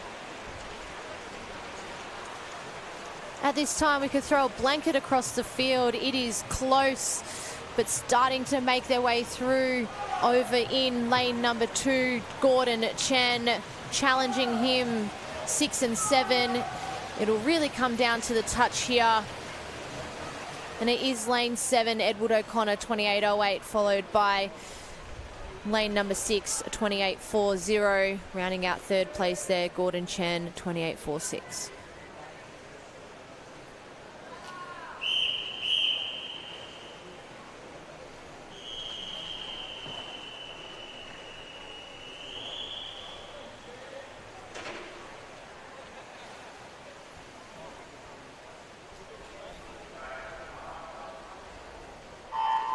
Lucky last of these 14 heats in the butterfly. All the swimmers are up fairly quickly, but it's in the middle of the pool in lane 5 with Ashley Landsberg, who looked really strong early on in the middle of the pool there. Right next to him is Ty Rogers, who is coming over the top of him. Probably looks slightly to be in front as we get 15 metres out. The two swimmers in the middle of the pool are the ones who are leading the race there, and it's going to come down to the touch, and I think it's going to be Ty Rogers who gets the win in a 28.01 ahead of Ashley Landsberg in a 28.04, and in third Eugene Tu in lane 1 in a 28.42. Some very fast swimming there from our athletes in the men's 50-metre butterfly. Quick splash and dash from our 14 heats. Great to see so many athletes out here competing as we move on to event number 53, our women's 100-metre backstroke. An exciting race for us here in Victoria. We've talked about earlier having so many visitors coming from all different states. We've got lane number 4, Iona Anderson, all the way from Perth. She was one of our Olympians in the 100-metre backstroke.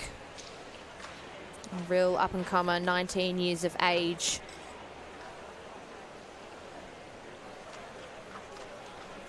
We've got 9 heats this morning as our athletes are ready to go. Our officials have put our backstroke ledgers in.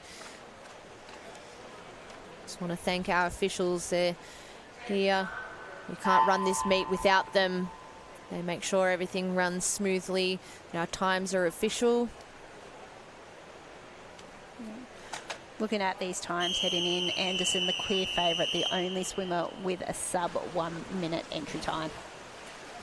That sub 1 minute being such a golden achievement for our backstrokers as females. Our two athletes, Kaylee McEwen from Australia and Reagan Smith from America, really setting the standard these days for our 100 backstroke, down in that low 57 mark. But it all is all here now in the 100-metre backstroke. Iona Anderson, as expected, up and stroking away nice and fast. Within 25 metres, she's put a whole body length on the rest of the field. And I love watching her backstroke. It's smooth, it's fast, and it's a great technical one for those at home. Yeah, as a backstroker, you know the stroke well, and one of the probably the best in the country at the moment. 100%. She turns first, 29.21, followed by Semra, 30.75, and the dominance of her underwaters there for Iona. You can see her hips are nice and high in the water. She's holding a lot of water at the top of her stroke there. Really nice and smooth. Her head is staying still. She's 15 metres left to swim, and she's not dropping that stroke rate at the moment. Now she looks comfortable as she's about to get into turn for the halfway mark at a 1 minute .5. More than 2 seconds ahead of Samira. Actually, it's 100. I'm getting my strokes confused, but she gets a 1 minute .05 to claim it. Samira in second, 1:02.90, and then in third, Alana Banks in a 1:04.77. Iona posting a time that's about 2 seconds off her entry time. Her entry time obviously being the time that she did at the Olympics. So it's still 2 seconds ahead of the rest of the field though. So even though she's a couple of seconds off her entry time and her PB, she's still so dominant against the rest of the field. And we know that our athletes took quite a large break after the Olympics. It's the time where it's the downtime, and here we go into the next 4-year cycle. So I'm not surprised that our athletes probably aren't hitting quite on their PBs at this competition. They're in training, they're in hard work, but still an absolutely great time to post at the start of the season. And a good opportunity just to hit the water and have that competitive race in. And you look, her time today is still better than any of the other entry times in this competition, showing how far ahead she is of the rest of the pack here.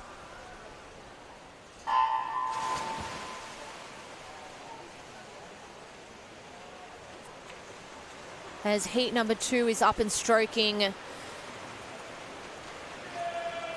In the middle of the pool, we have Jessica Wilson, and in lane 5, Abby Kearney, but having a great swim over in lane number 1 as well, Olivia Bailey. Jess Wilson, we know, competed for our junior team last year.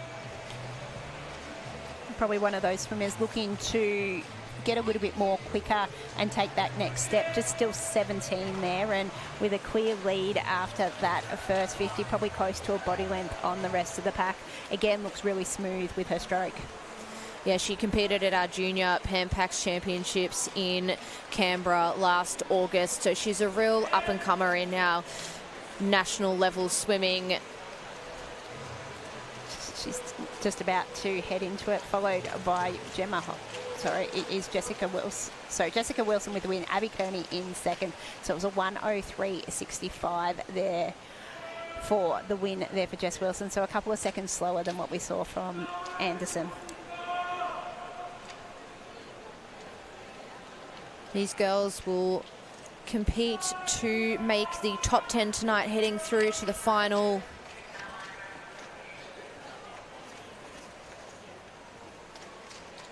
As we head now down to our last of our seeded heat here. So our top 30 swimmers are seeded into our first 3 heats of each event. And then from 30 onwards is our last heats. So this is our final seeded heat. Lane 4, Mackenzie Burns from Queensland, St Andrews.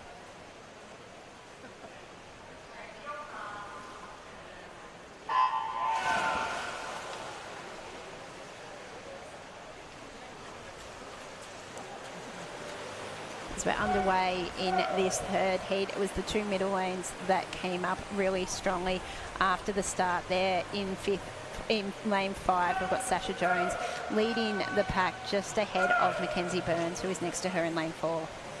Sasha Jones won the H.A. Bennett Award at our Swimming Victoria presentation night last year. Highest points in a backstroke event for a female or male. So we know that she's a great backstroker, but Mackenzie Burns had the better of turns there. Those two go stroke to stroke as they head down with 25 metres to swim. Yeah, there's not much between these two as we get into the wall. It looks like it's Sasha Jones slightly ahead, but now Mackenzie is making her move in this back little part to take the lead. Looks like it will depend on the touch heading into the wall, and it is Burns who gets the better of the touch with a 1:04.11 ahead of Sasha Jones at a 1:04.68, and in third was Bridie Quayle in a 1:04.91. Bridie having a really fast last 15 metres there. She really came through at the end to get her hand on the wall, close to the other 2 girls. Yeah, not far outside of her seeded time as well, so on about a really good swim for her.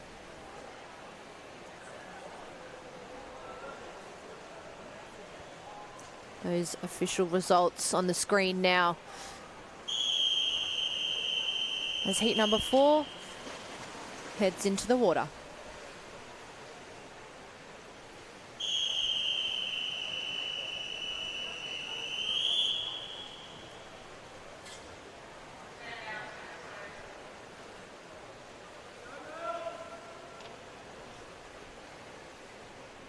Like just a little technical issue in lane 4 that they're trying to fix up. Just having a change of backstroke ledges. Every now and then one of them might look like it might break. So we do have to swap over so the athletes don't slip on the start. Our backstroke ledges introduced after, I can't quite remember when they were introduced, actually in the last sort of 10 to 15 years. So just to give the support for the footing so it's not slipping on the wall? Yeah, so the wall is quite slippery, and before we had the ledges, when we put our feet on the wall, we did have times where athletes slipped, and so they introduced these, must have been around 2016, and it just meant that you can actually pull up on the wall and have the faith that you're not going to go anywhere.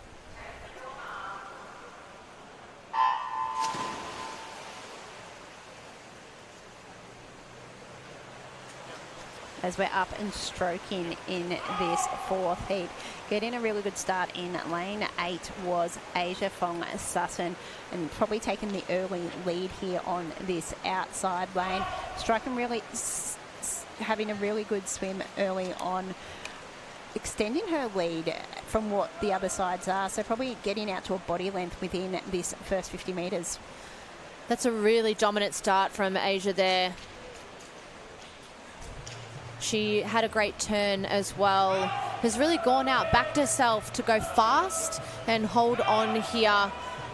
We'll see if she can hold on. Having a great swim as well over in lane number 1, Ashley Dunn from Caulfield Aquatics, starting to make her way through under the 15-metre rope. She may have just slight lead on Asia. It'll come down to the wall.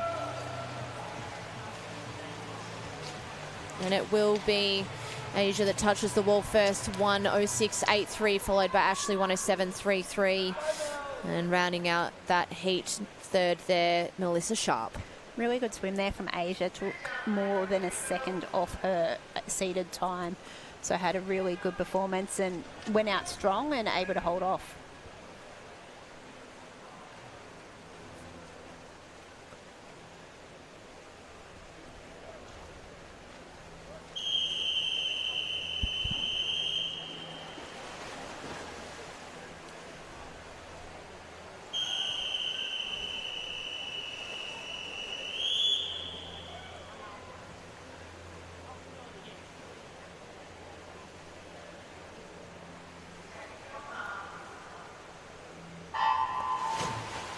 As heat number 5 is underway, staying under the water the longest there, capitalising on the start, was Matilda Clark and Sarah Provoli. They lead the first 25 metres, moving through really nicely now in lane number 2, Madeline Howell. It's between lane 2 and lane 5 and lane 7 at this time. As we turn in the 50 metres, Madeline Howell, 32.58, leading the way. It was, but coming outside the turn, she probably had one of the weaker turns of those girls towards the front there. Looking really good is Kelly Yo Toe, is be able to catch up to her there. And over in lane 2 over there, Madeline Howell had a really good turn as well. She's probably just ahead at the moment of Sarah, probably in the middle of the pool, but probably with a really good finish there, has taken the lead and will touch first here with a time of 1:07.87. In second is Madeline Howell in a 1:08.72, and in third is Amelia Kennedy with a 1:08.96. I'm loving seeing these athletes drop times from, we've seen Sarah Provoli there, drop from 1:08 to 1:07. In the previous heat, we saw an athlete, Asia, go from 1:07 to 1:06. So it's really great to see these athletes dropping time from their entry times this early in the season. And some of these being younger girls, we're likely to see them drop times a lot more dramatically than they would when they get a little bit older. Yes, definitely. So the older you get, obviously there's stress on the body and injuries and things like that comes in. So you kind of celebrate when you go anywhere near your PB. but as younger, they're fresher, they're developing, their bodies are growing, they're getting stronger, so they tend to drop their times a little bit more during the season. Whereas our older athletes do need that little bit more rest. They need a bit of a taper, and they only do that once or twice a year heading into our major competitions. So when you see an athlete that is posting such fast times like Anderson was, she was a couple of seconds off her entry time. She's a little bit older, might need that bit of a rest and a bit of a taper, whereas someone in these heats who are a little bit younger tend to get the PBs within season.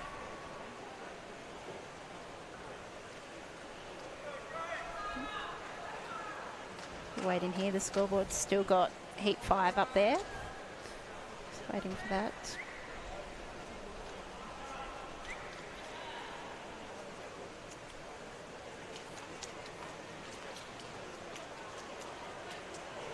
We're just having our Hawkeye analysis underway.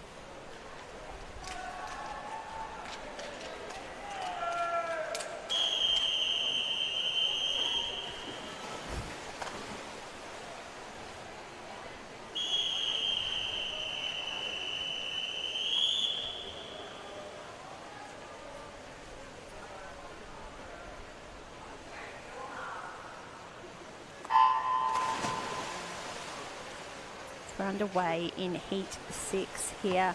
Middle of the pool had the better start there. Grace Adams probably came up last out of them after a really good underwater work there. Beside her is Indy Sporadic, who had a really good start as well. And then over in lane 1, Mania Mafu from Melton, who we're hearing again, and Abby Harrington in lane 2, both had really good starts as well. Coming down to the wall now, it is lane number 5, Grace Adams, who will turn first, 33.06, followed by Mana 33.27. And having a great turn was lane 5, Grace Adams, as we head down with about 25 metres to go now. At this point in a 100-metre backstroke, it starts to burn. The legs start to burn and drop off. Your stroke rate starts to drop a little bit. So these girls will be trying to keep their stroke rate up, hold as much water as possible, and get to the wall. Looks like she's still in front there, despite being right on the lane rope, but a really good swim from Grace Adams to finish in a 1:08.74. In second was Grace Cox in 1:09.92, and in third, Manu Mafasa in a 1:09.96. So yet again, as we'll mention, another time that has dropped off there, with nearly a second better there for Grace Adams.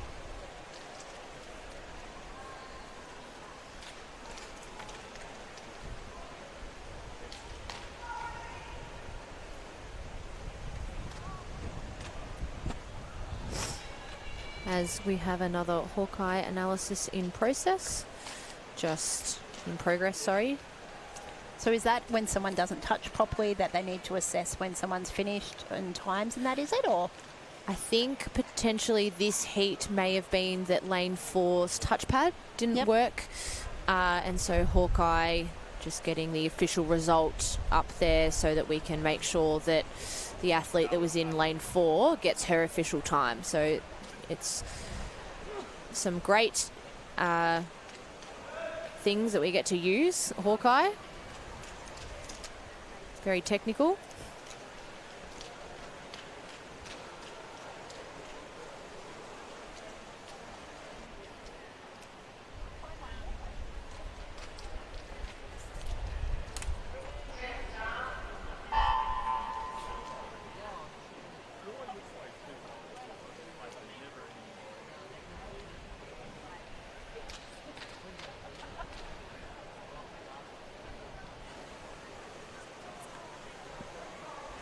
We're about to get away with heat number 7. Just making sure our technology is all up and ready to go for these athletes.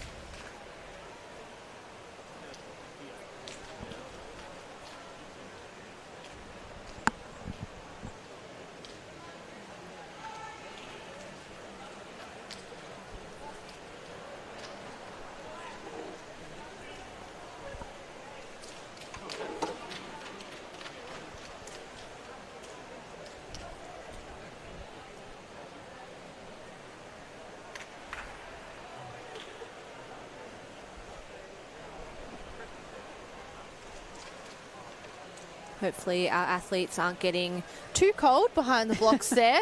Just a little bit of a delay. Yes, and we've still got swimmers in the pool waiting to get out as well. So. I'm sure that they're all right. They're a bit hot after after they've done their swim. It's a bit cold here. We are in an outdoor pool here down at MSAC. Unfortunately, 17 degrees today. It's a bit cold. It's typical Melbourne weather. It is typical. We were 36 2 days ago, so. And 24 overnight. It was hotter overnight than it was today. As our athletes are now in the water, ready to go for heat number 7.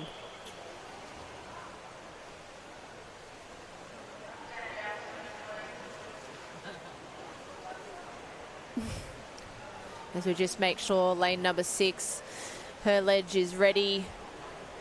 Make sure it's at the right height for our athlete.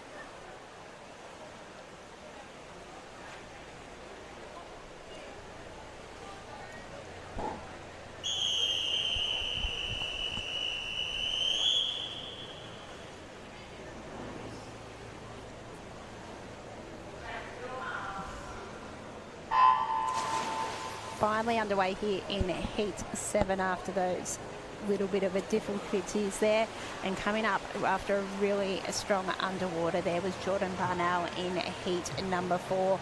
She's taken out to an early lead. You've got the far lanes over there with Elsa Ho and Mia Yo having really good swims out there, but it is all a Jordan Barnell in the middle of the pool. Jordan, 19 years of age. We've got a lot of 13 and 14-year-olds in this heat, so you can see that her underwater was dominant off the start there, and you can just tell that with the little bit of the age gap, she's working her skills, a little bit more experience under her belt. With 25 metres to go, Jordan Barnwell with a dominant swim out there. She's still got more than a body length on the next swimmer that looks like it is next to her in lane 5 in Yo Lan, and it's an easy touch there for Jordan Barnwell in a 1:07.27. Georgia Skinner in 1:09.26 in lane 6 is a second, and then third over there was Uka in a 1:10.41, and we talk about really good times. That's a 1:07 there for Jordan. That's 2.5 seconds better. It's 3 seconds actually better than what her entry time was. Yeah, and Georgie Skinner there in lane 6, dropping under that 1:10. She came in as a 1:10.64, so to get under that 1:09 is really, really great for her, only 14 years of age.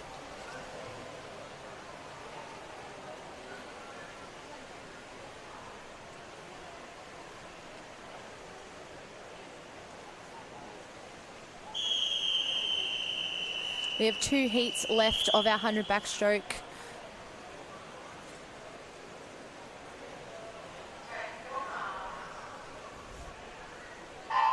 As heat number 8 is now away and racing. Working her first 15 metres and underwater was lane number 5 there. Amelia, a really dominant first 15 metres, up and stroking fast in lane 2. Zoe Macaulay.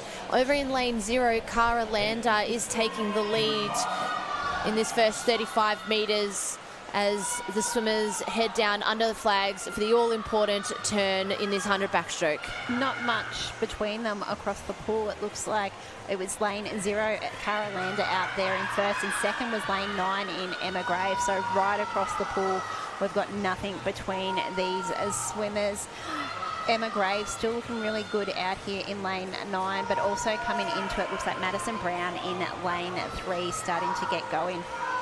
Lifting her stroke rate now is Madison Brown in lane 3. She's put about half a body length on her competitor next to her, Zoe Macaulay. As they head under the flags, they will touch the wall. It will be Madison Brown, 1:10.30, followed by Zoe Macaulay, 1:11.13. Rounding out third there, Madison Baker in lane 1. All the action happening over on the other side of the pool, our outside lanes, having really great swims there, dropping some times off their entry time. Yeah, it was, and another one that we're seeing another time drop there, more than a second and a half there for Madison Brown from her time as the 14-year-old, one of the younger ones in that field.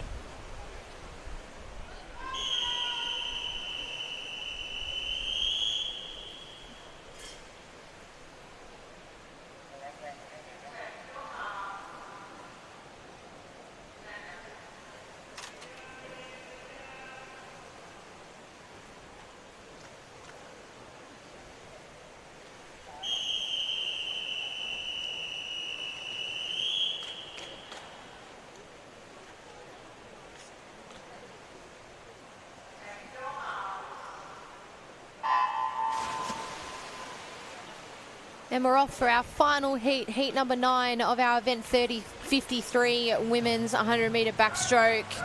Over in lane 2, having the best of starts, Aria Went. Had a really good start there. Also, another one on this side was Sienna Santatoline, but it is Aria Went that is in front early in this race.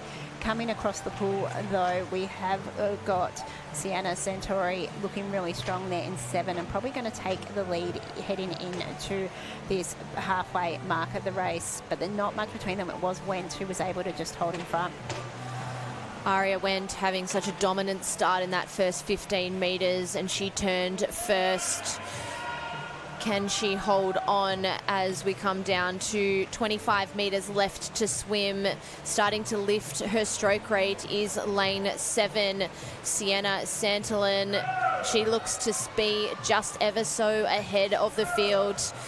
Under the flags, it'll be down to the touch. It looks like it will be Sienna. 1:11.28, followed by Alabas 1:11.97, and Simone Way 1:12.04 to round out event 53 women's 100-metre backstroke. We had 9 heats and some very fast swimming. I'm sure our top 10 will be happy to come back tonight and give it a whole nother crack. Yeah, definitely some good ones. We know Anderson will be the favourite heading into this event, but a couple of other really good swims and a lot of swimmers improving their times there.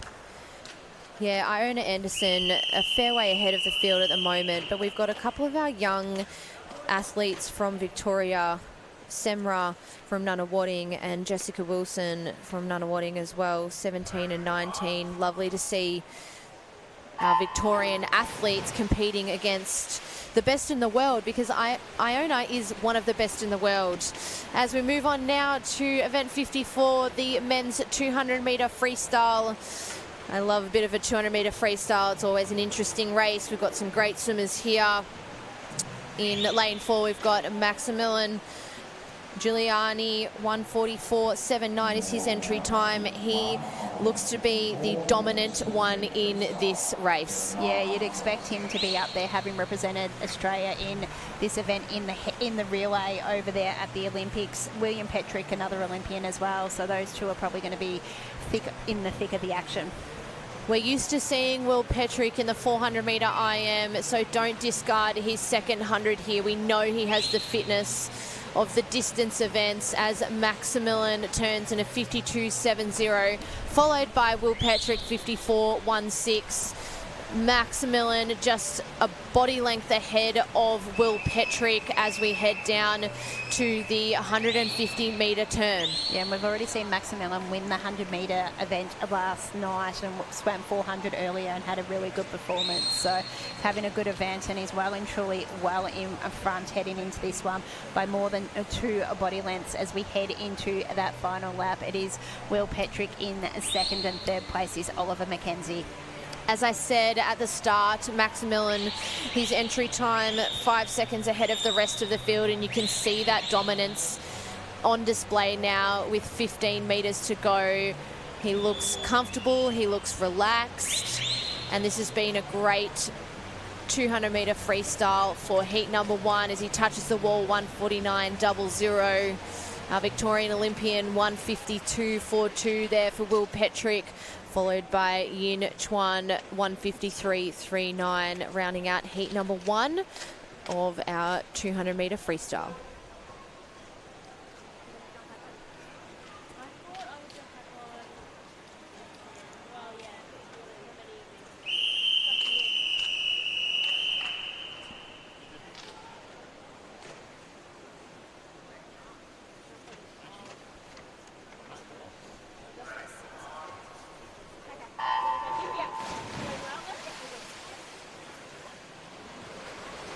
heat number 2 often swimming, and it is our 2 middle lanes, lane 4 and 5, our visitors from Malaysia.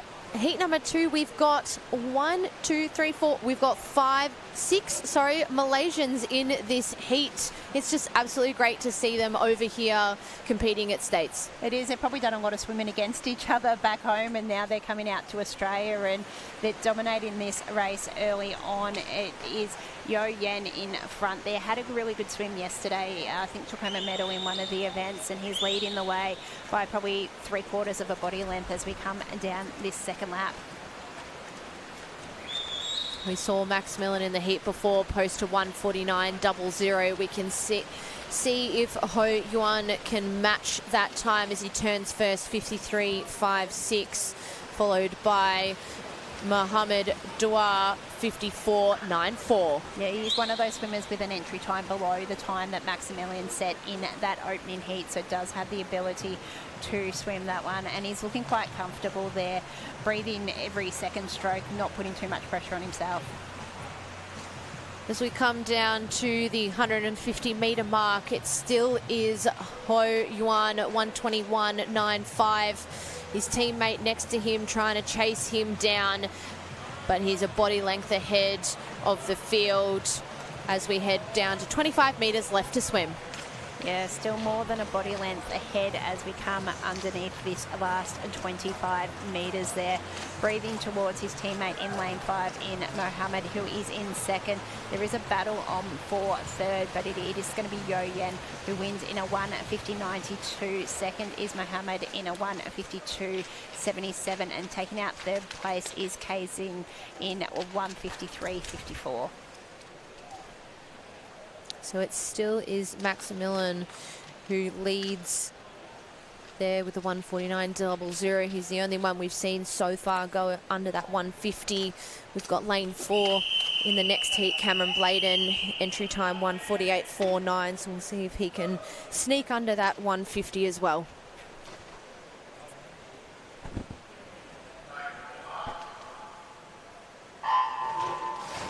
Are underway here. Bladen had a really good swim in the 400 metres last night, so expect him to finish really strongly. I think also may have medalled in the 100 metres, so has had a good event already. And it is the middle lanes there with Bladen out front, and Campbell Wilson Moran in lane 3, also starting really well. Campbell Wilson Moran, a real up and comer through our Victorian swimmers, age group swimmers. He had a great Victorian age championships back in December, really putting the pressure on Cameron Bladen here. But it is those two as we head down to the 100 metre mark, going stroke for stroke here. Like Bladen's slightly ahead, but this turn will be vital. If one of these swimmers can get a really good turn and get a kick into this third lap, could make a difference, but in the end it's still Bladen just ahead. Bladen probably having the better of turns there. In lane 2, Oscar starting to come through up with Bladen and Wilson Moran. We've got a great little battle between these 3 swimmers as they start to make their way down to the 150 metre mark. Bladen has put about a body length on the other 2 swimmers there, turning in a time of 1:21.82. Yeah, a very good turn there by Bladen as well to further increase that lead. But coming looks like it is Oscar Kreutzberg. We've seen both him and Archie this week have had some really good back halves to their races, but it's Bladen holding on with Oscar Kreutzberg in second. Wilson Moran is in third, but there is a race on with a lot of fast finishes there, and finishing is Bladen in a 1:50.12. Second was Oscar Kreutzberg in a 1:51.50, and then in a third spot there was Campbell Wilson Moran holding off the pack with a 1:52.26. I think that'll be a great race tonight. Those athletes, we had a few athletes in that race really come from behind in that last 50 metres. Harvey Lark having a great last 50 there. We know he's good at the distance freestyle swimming. As we just have another Hawkeye analysis in progress, so results pending. That rounds out our third seeded heat this morning.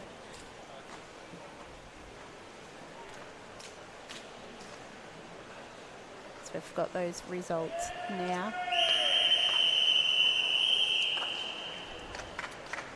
Our official results on the board. There's heat number 4 on the blocks. As we're underway here, we've got a couple of do not starts in this race here, but getting off the blocks really quickly was a couple on this closer side. Haraki and Tyler Theodore, who we have seen a couple of times already today, had some really good starts, but it's in the middle of the pool there that is looking the best. We've got Archie Krasberg. We just had Oscar in the race before and looking really strong early on, as is Flynn Phillips. Turning first at the 50-metre mark was Jack Cummins, 27.34, out in lane 0. He seems to be the one that's put the lead on the rest of the field in that first 75 metres, but the boys not letting him get too far away. Lane number 2 there, Harry Hay, another Victorian age group swimmer coming through the ranks. And it will be lane number 7, Flynn Phillips, turning first to the 100-metre mark, 56.82. The all-important third 50 of a 200-metre. This is where they make or break the athletes.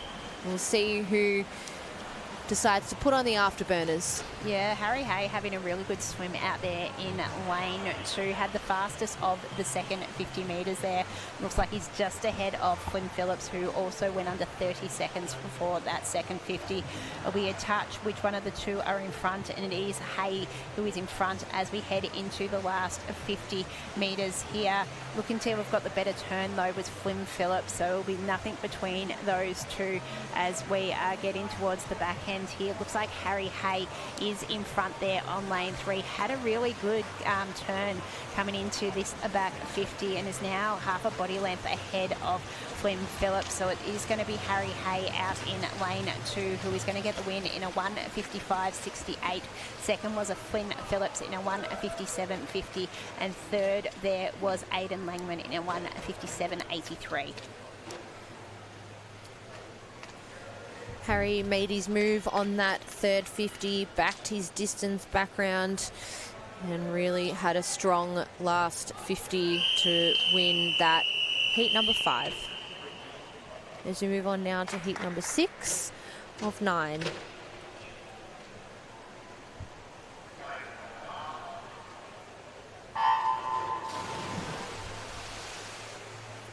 And they are off and racing.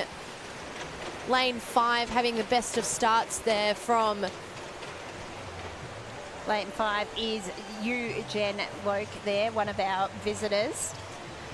A really good start in the middle. Now coming out in lane 7 as well is Toby McOsh, who will take the lead into that first 50. He will lead from Jen. Toby McOmish was in the 200-metre IM earlier, as we mentioned. More of a sprint freestyler, so great to see him racing in these more middle distance events, opening up his schedule. He will lead here as we come down to the 100-metre mark under the flags. He'll turn in a time of 56.38, followed by Yu Jian in lane number 5 from Malaysia. Yeah, Owen Williams-Polly in lane 8 had a really good second 50 and looks like he's come up into second place and is on the feet of Toby there, so keeping him in honest. And we've got a couple of swimmers in the middle of the pool who are still not that far away. Lane 5 there, good swim, and coming across in lane 2 over there is Hugh Caton. It is all Toby McComish as we head into our last 35 metres. He's very much led from start to finish. He looks relaxed and comfortable. He's starting to lift his stroke rate and his kick ever so slightly to finish off this 200-metre freestyle. Also finishing well over in lane 2, Hugh Caton. As the boys come down to the touch, it will be Toby in a time of 1:56.63, followed by Hugh Caton 1:58.69 and Harrison Main 2:00.13. Great little drop there from Toby McComish. He was entered as a 1:58.12. As the official results come up on the screen.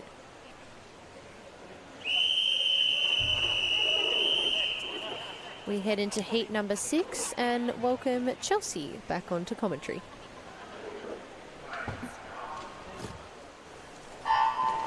Good to be here. Heat 6 now underway.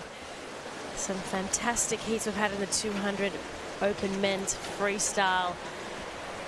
It's looking quite even across the middle of the pool. I'd even say in lane 3 we've got Owen Kruger from Westbourne Swimming Club, 16 years of age, but catching on him in lane 5 and 6 and even down the bottom of the pool. But it's 3, 4 and 5. We have Owen Kruger, Cooper Roschmeyer and Aidan Gleeson to watch at the moment. Even looking at number 2, Liam Butner, 21 years of age from Nuttawading. A very even 200 freestyle here. It's probably the first even one we've seen this morning so far as we come down to the 100-meter turn. And it will be Liam Butner in lane 1 having a good turn as well. So we'll see which athlete decides to make a move in this all-important third 50. Yeah, it's the will I, won't I, will I, won't I. Do I have enough energy? Can I manage it? But looking really good in lane 5. We've got Aidan Gleeson. He's the one with the cap that we just saw from Nuttawading. But Liam Butler really proving himself here. He's going to be the leader on the turn only by 0.1 second. Aidan Gleeson in 5 is right up there with him. We had so many athletes turn together at the 100-meter mark, but it really is Liam Butner who decided to take the lead, as well as Aidan Gleeson in lane 5. They really put a body length on the rest of the field in this last 100. Will be these two swimmers that come down to the wall. And with a ripper last 50, Aidan Gleeson 1:59.52, followed by Liam Butler 1:59.57. Those two boys, as I said, who was going to make the move in that third 50, and they did, and the result is there. Really nice for both of them to break under that 2-minute mark, because that's what their entry times were. All the entry times were 2 minutes and 2 minutes 1 there for lane 9 as we move on to heat 7.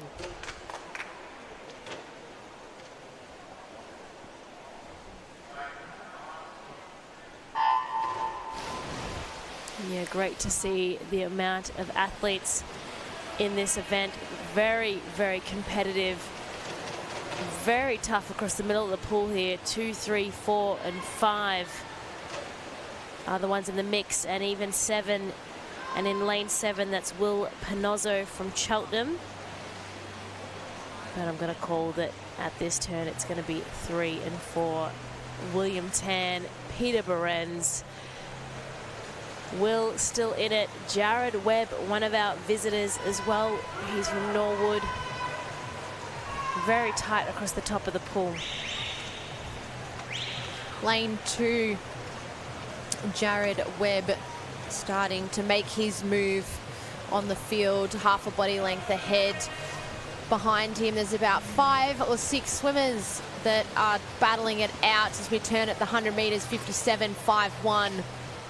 There from Jared, turning in second, William Tan. And Jared just did a ripper of a turn and has come out even further than ahead of the field than he went into the turn. Absolutely. That only took less than 25 meters for him to gain that distance in front. He's a full body length in front now. We've got Peter Behrens in 4. We've got Will Panozzo in 7. And 5, also catching up a little bit of distance there, Joshua Wilkinson. Josh and Harry in 5 and 6 are from Melbourne Swimming Club. But yeah, it is Jared Webb blitzing it on home here. He didn't slow down his pace since he made the move on that turn, and you know, it's really paying dividends for him now. A dominant 200 freestyle here from Jared. We saw him make that move at about the 75-meter mark, and look at that, 1:59.62. He's gone under that 2 minutes, smashed his entry time, followed by Joshua Wilkinson, 2:01.63. Rounding out third there for heat number 7. Actually, it was an equal second, so it was Peter and Josh in lane number 4. Oh, wow. I thought Josh was going to have him at the end. Not the case. Not even a winner by a hair. Same time. We go into heat 8.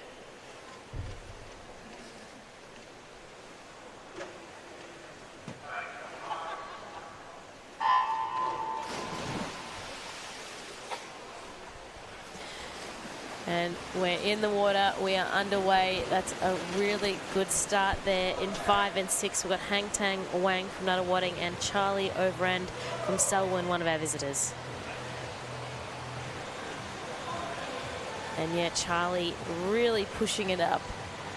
He's going to be the one that's going to be the fastest here at the first turn at the 50. Followed, oh sorry, that's Yuhan, followed by Charlie. And then we've got Enrico Vangalis in 4. The two boys in lane 6 and 7 leading the field at 75 meters, starting to make his move in lane 4. Enrico trying to make sure that the boys in 6 and 7 don't get too far ahead at this 25-meter mark. And it's still Yuan, 1:59.22, followed by Charlie, followed by Enrico. And it's a real battle between those three boys. Yeah, Charlie really giving it all that he's got. Yuhan in 7, very close as catching up as Riley Hodgins as well in 8. He's sticking with the pack. Even Kelvin Huang's doing a great job in picking up that speed. But really, it is who you can see. In 6, it's Charlie. In 1, it's 7. And Charlie leading by a second there on the final turn. Charlie made his move in that third 50, and it is paying off. He's leading with 25 meters to go. Lane 4 there, Enrico trying to challenge him, as well as next to Enrico, Hamish.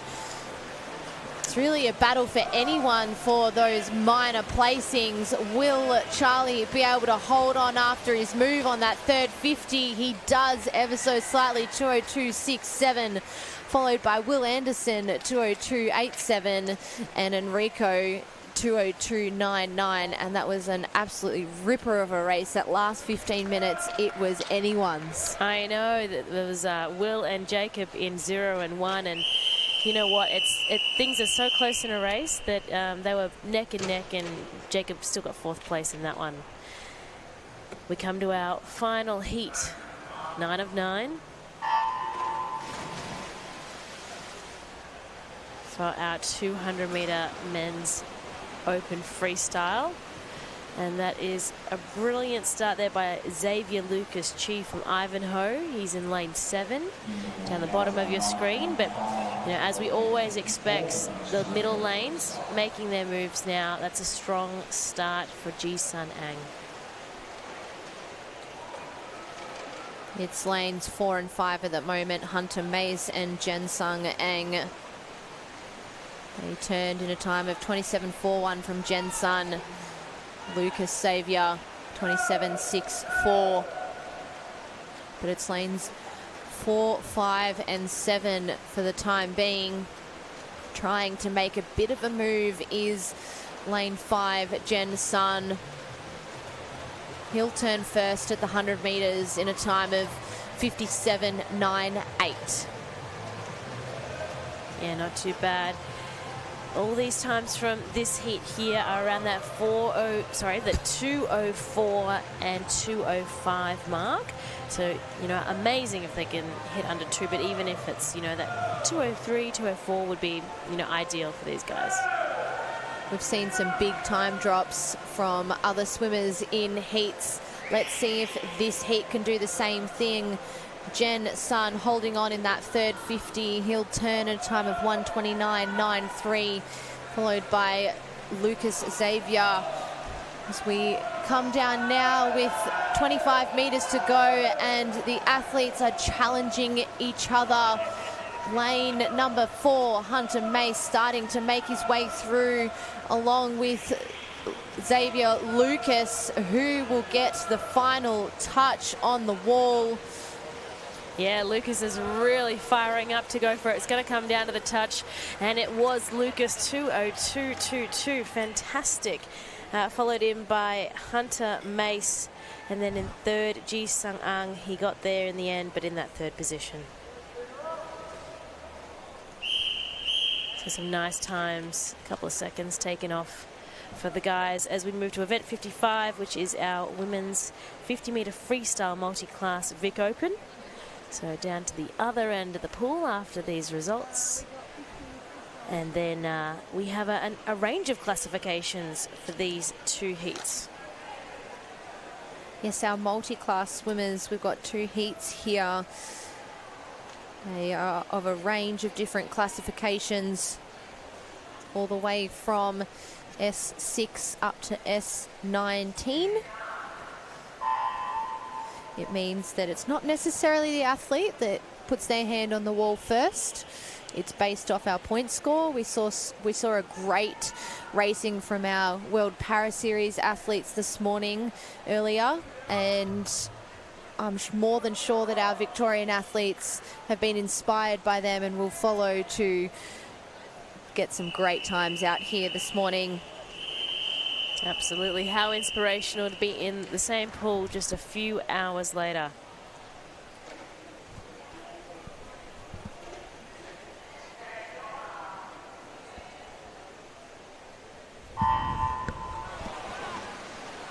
And the girls are all away in lane 4. That's a fantastic start by Med Conhetti, S19, 17 years old from Geelong. And then keeping up right next to her is Sarah Howe, S10 from Ballarat. So a couple of our regional girls showing us what they've got.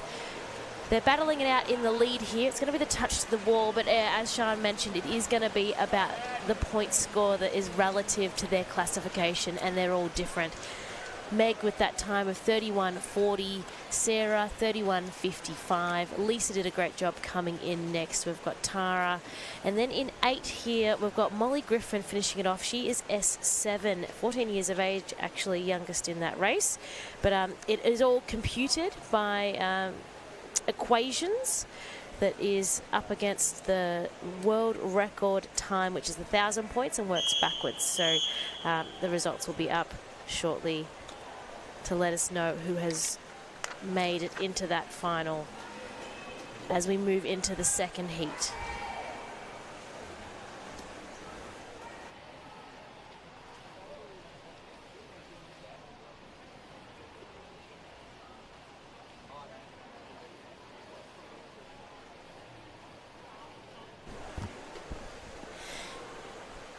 And yeah, some great swimming by our World Para Series athletes this morning. It's so good that we're able to broadcast the event, and this event as well, live on KO Freebies and YouTube. We have our second heat now upcoming.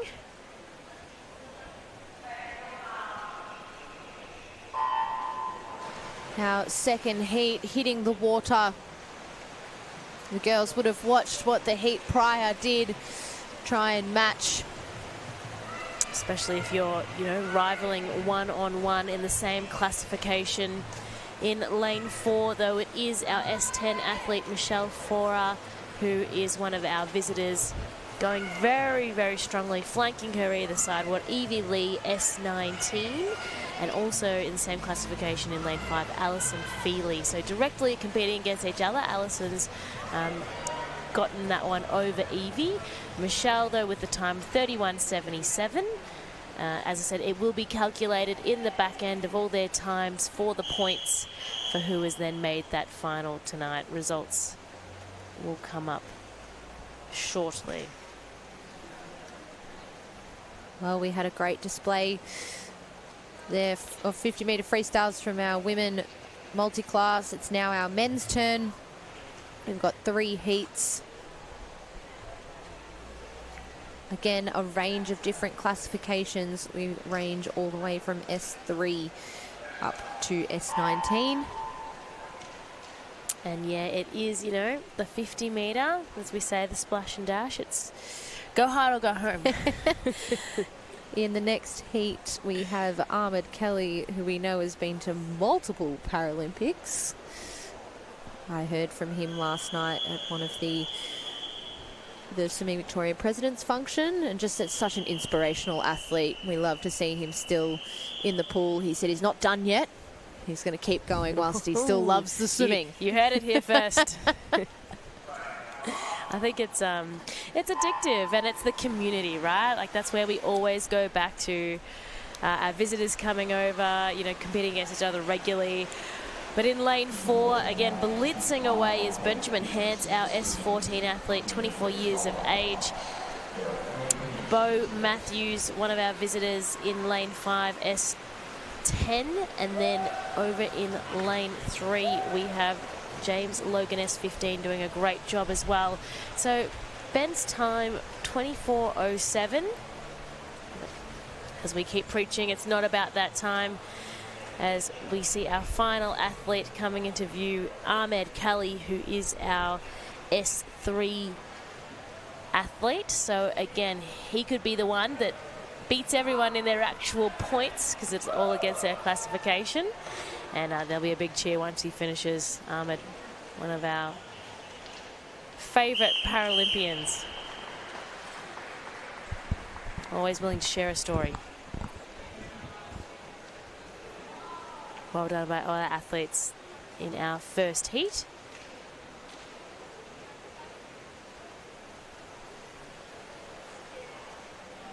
And so standing, that's the order that they touch the wall with their time, but does get calculated for later.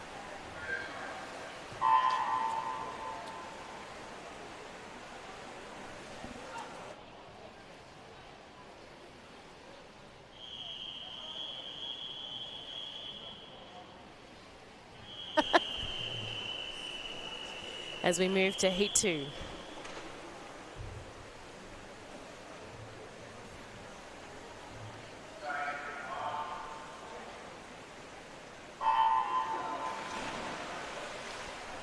Heat 2 is underway now.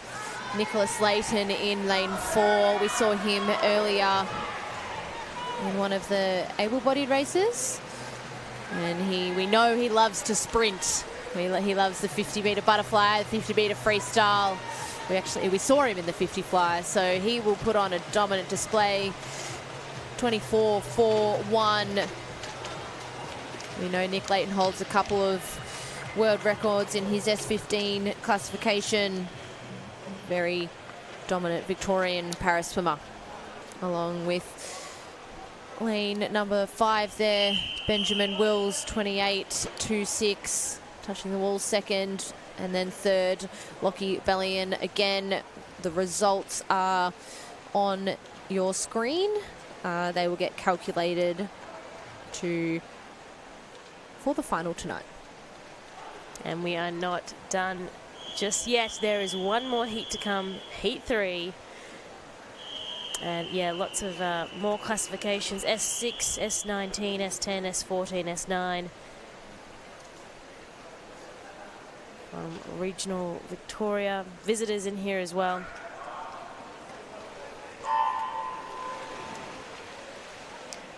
And so from ages 13 to also up to 52 years of age. David Bale from Wodonga in lane 6.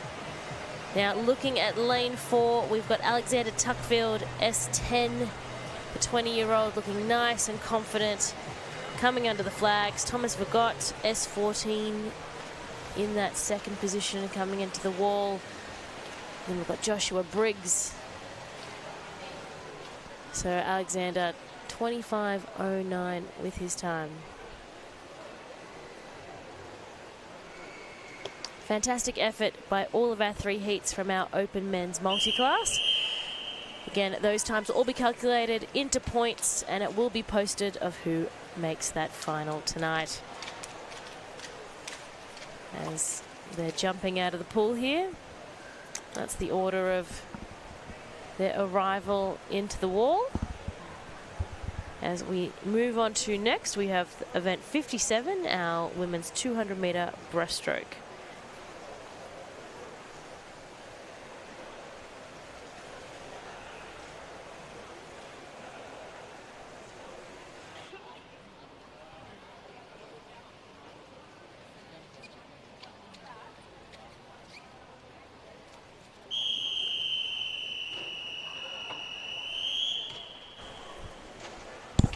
And they're up on the blocks, ready to rock and roll. We have heat 1 of 6.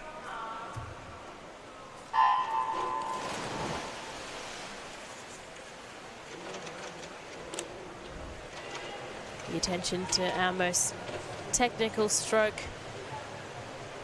In the middle, we have quite a number of Nuttawatting athletes. And leading the way in lane 4, it is Tara Kinder, a known breaststroker. We've seen Tara already this morning. She swam the 400-meter freestyle earlier. Very, very dominant 400-meter freestyle. She'll turn first there in the 200 breaststroke, 34.06. She's more well known for her breaststroke and her IM. But as we've mentioned a few times this morning, a lot of these athletes will be in the middle of their season. They'll be in hard work.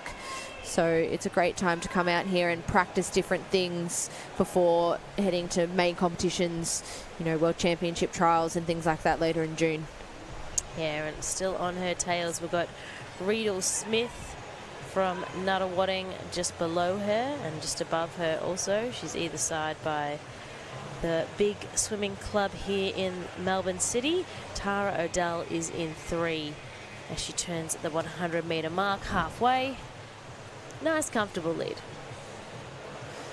Tara having a comfortable lead there. As Chelsea just said, she's had a comfortable lead in a few races over the last couple of days.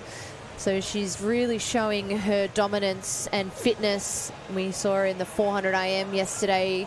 She won it into the 200 backstroke about half an hour later, into the 400 freestyle this morning, and now into the 200 breaststroke. And I don't know about you, Chelsea, but I think that that's a pretty tough backup. What are you talking about?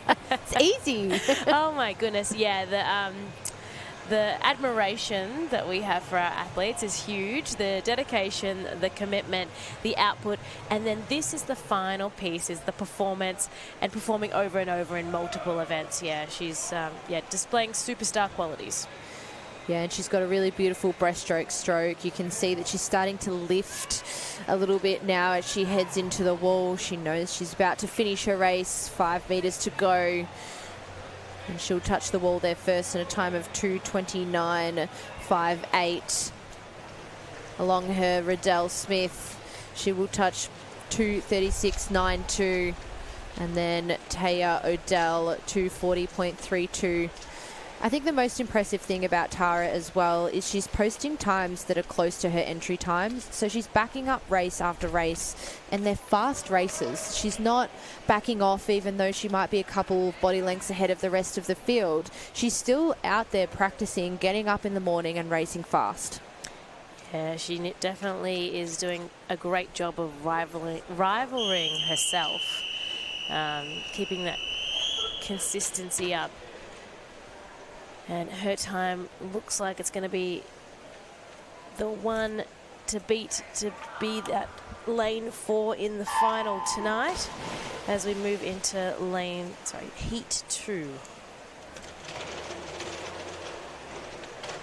In lane number 5 there, Lily Kosh, a real up-and-comer. We saw her yesterday in the 100-meter breaststroke against Sienna Tui, who we're also going to see in the next heat. Those two girls, a lot of the time in the same age group. They're different at the moment, but I think they come back together for all of our age championships. So really great to see them out here also competing against each other. Some fantastic experiences. Kosh, leads the way there, and then Alana Torrance in lane 3 in second position at the turn.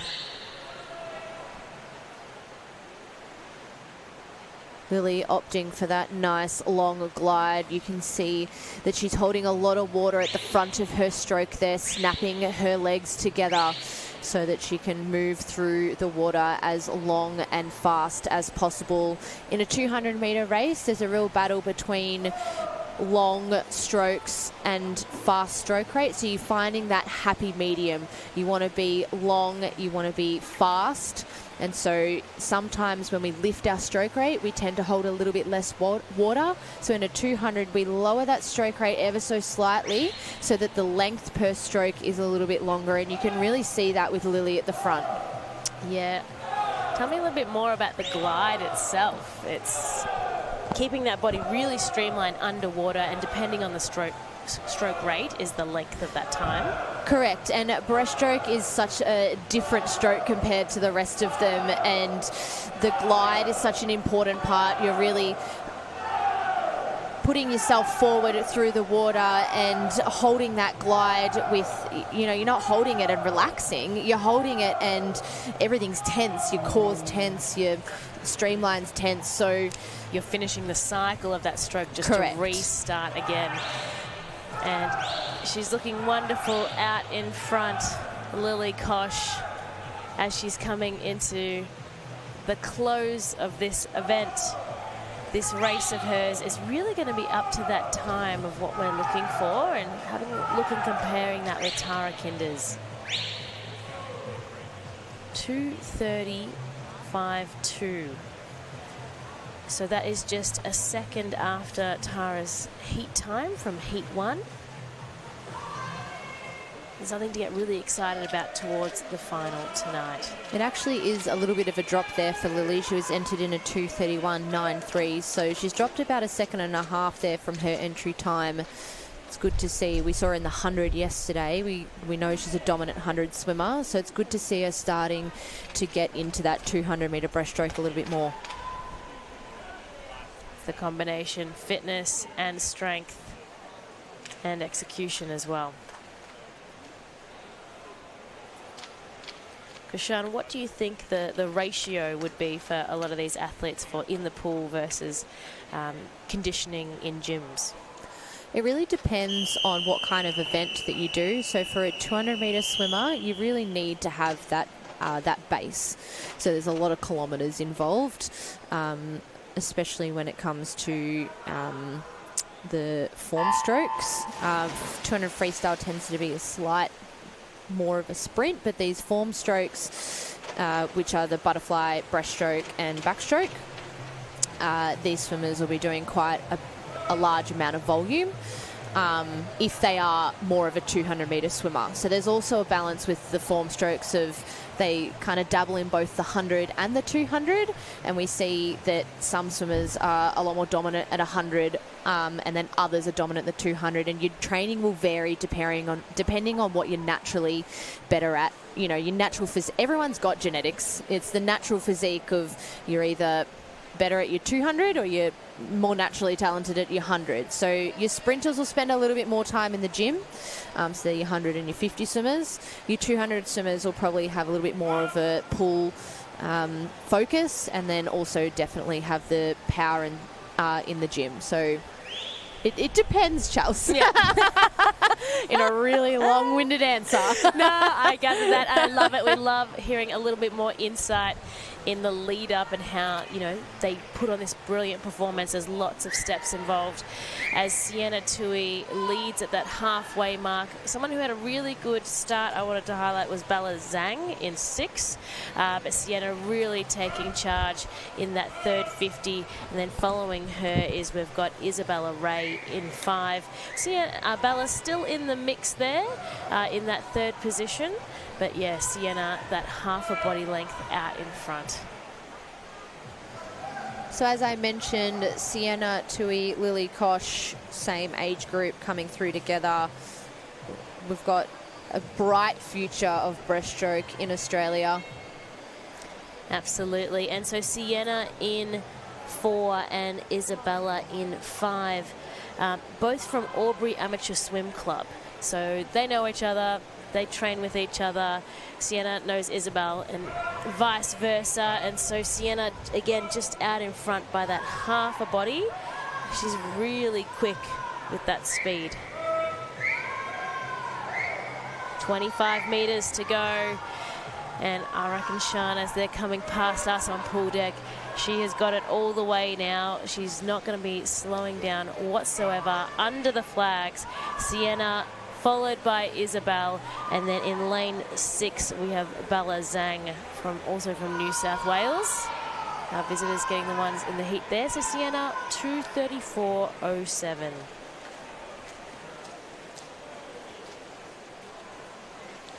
So a little bit over her entry time by a few seconds, but still it's what's going to get her into the final tonight, and that's where it's really going to count. She'll probably go away, have a chat to her coach, look at where she can improve, and then come back tonight up working on those improvements within the race.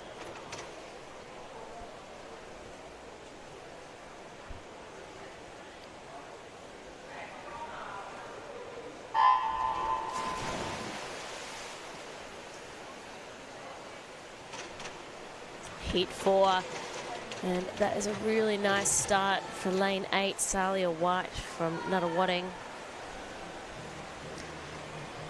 The start is important, getting a nice confident lead, but the turns are where it really counts.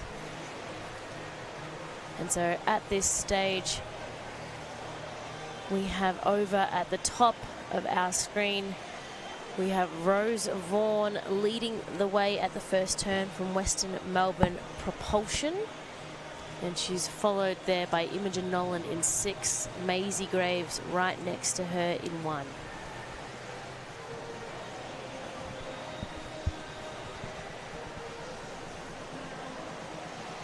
It looks to be lane number 6, Imogen Nolan leading the way. Coming up beside her over in lane number 2, Ava Candy. These two athletes will head down to the wall at the 100-metre mark. It will be Imogen Nolan 120.52, followed by Ava Candy 120.68 as we head into the third 50 of this 200 breaststroke. And who's making ground here at the bottom of the screen towards the right? You've got in lane 8, Salia White, and lane 9, Lucinda Draper. She turned 3rd there in that 150-metre turn. So it'll be interesting to see what both of these girls down the bottom lanes can produce as they make their way into the final 50. They're not giving up. But yeah, eyes at the moment on Imogen Nolan in 6. But she's not alone. The girls in the outside lanes have definitely made their way through in that third 50, and we've got a real great race on our hands between lanes 1, 2, 6, 8 and 9.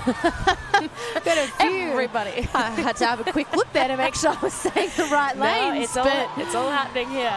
Over in lane 1, she had a really great third 50, Maisie Graves, and she looks to be leading ever so slightly over Imogen Nolan, but it could be either of those two. It'll be who has the better of the touches on the wall, who can get the full stroke, and it will be Imogen 2:48.75, followed by Maisie 2:49.44.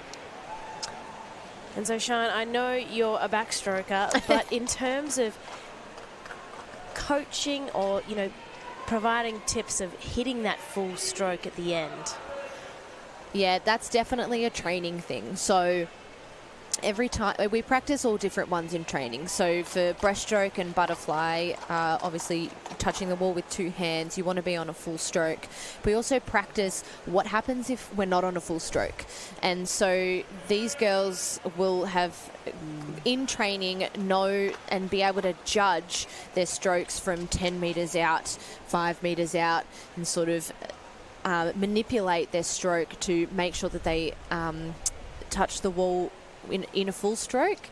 And obviously the best in the world still sometimes stuff it up, so it's actually quite a hard thing to get. Is that the technical term for it? Yeah, stuff it up. So yes, it's definitely something that they practice, and you know, people have won races and lost races from the finish. We all know that, especially in, you know, our sprint races. You always hear coaches going, finishes, finishes, finishes. Yeah, but going back to the other end, we are at the start now of Heat 5. Really good start as well to lane 9, Gemma Bond from Warrnambool. It's good to see our regional athletes here and in full competition, giving the city a run for their money. But over also in the top, lane 1, we've got Alice Smith. Alice Smith from Ballarat, dropping another regional girl. But Chloe Burke in 6, Melton Swimming Club, is leading the way here at this first 50. Following then, also, she's got in lane 5, just above her, Jiwoo C, and then Lucy Reid in 4, which I'm sure with the fastest seed time here of 2:49 is going to be making some moves later on in this race. Yeah, we know our regional athletes, they're tough. They were down here for our Victorian Sprint Championships for one weekend, and then the following weekend they were back up in Mildura for their Victorian Country Championships. So definitely can back up race after race. We love seeing our regional Victorian athletes. Yeah, and I am sure a big thank you to all of our parents who are able to, you know, travel with all of our athletes. I'm sure they've got some great pump-up playlists ready to psych our athletes up to get their results in the pool. And who is working towards a fast time is our lane 6 swimmer, Chloe Burke from Melton. She's got right next to her Jiwoo C in lane 5 from Nuttawading, who's chasing her down. But at the moment, she's got eyes on the prize with this final turn. The 150 metre mark is definitely where you're thinking, oh my goodness, get me to the wall. I want to finish this race. And those girls are probably thinking exactly that, as lane number 6 there, Chloe Burke ever so slightly ahead of the other 2 lanes 4 and 5 with 25 metres to swim. Yeah, they've expended pretty much all of their energies and giving out every last drop in this final 25 metres. They're trying to keep their body upright. They're trying to stay as streamlined as possible. It's going to be a tight one on our hands, but yeah, Chloe Burke is in the lead by that arm length. We have Lucy Reid, who did pick up that pace in that final 50, and Jiwoo also in 5. But yeah, it is Chloe Burke in the first position with 2 minutes 52.87.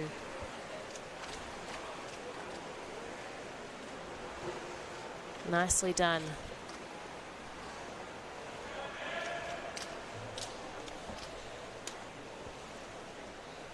And yeah, that's what happens. The swimmers all are turning the other way because they're looking straight to the board for their time. They're trained up.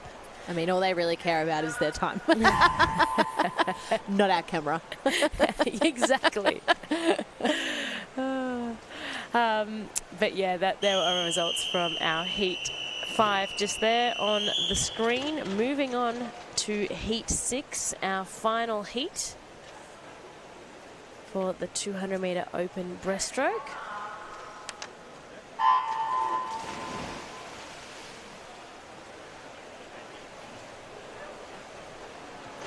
And again, there's been some fantastic starts in our bottom lanes. Lane 8, Vera Zhang from Melbourne Swimming Club, the 15-year-old really going well with like half a body like that in front already in 25 meters. Can she hold it though? That's what we want, sustainability.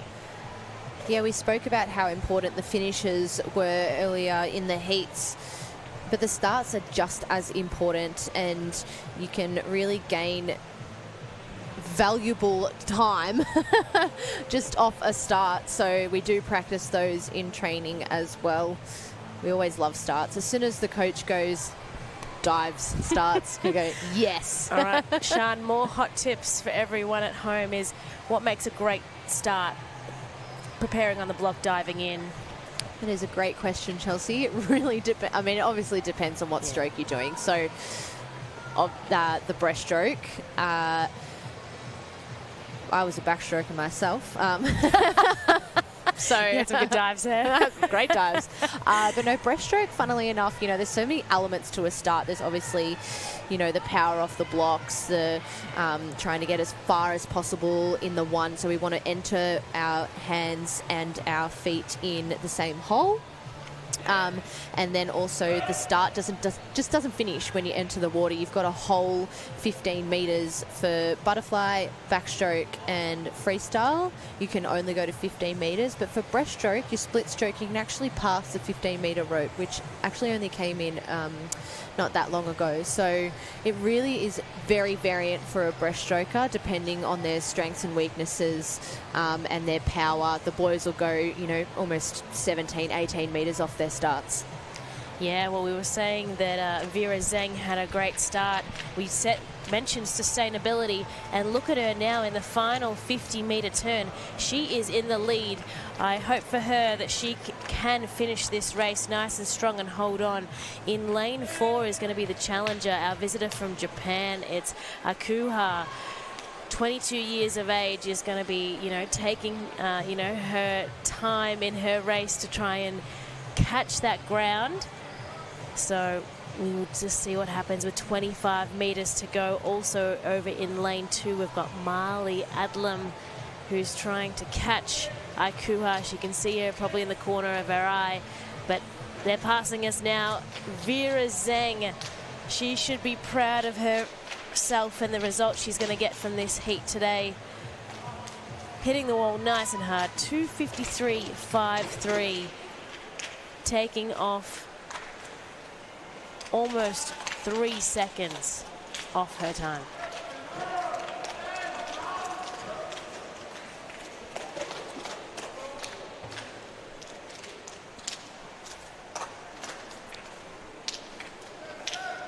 Now, lane 4 there, coming in third at 2:54.38. She is SB 15. Meaning that she has a hearing impairment. So great to see her up racing our able-bodied swimmers as well. It's just absolutely great to see. Definitely a great...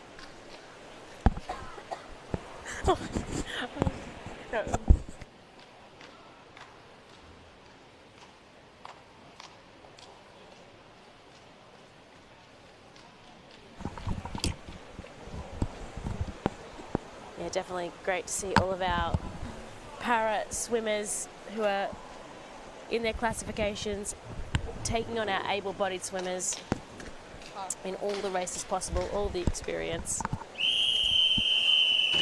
As we now move to our next event, the 100-meter open men's breaststroke.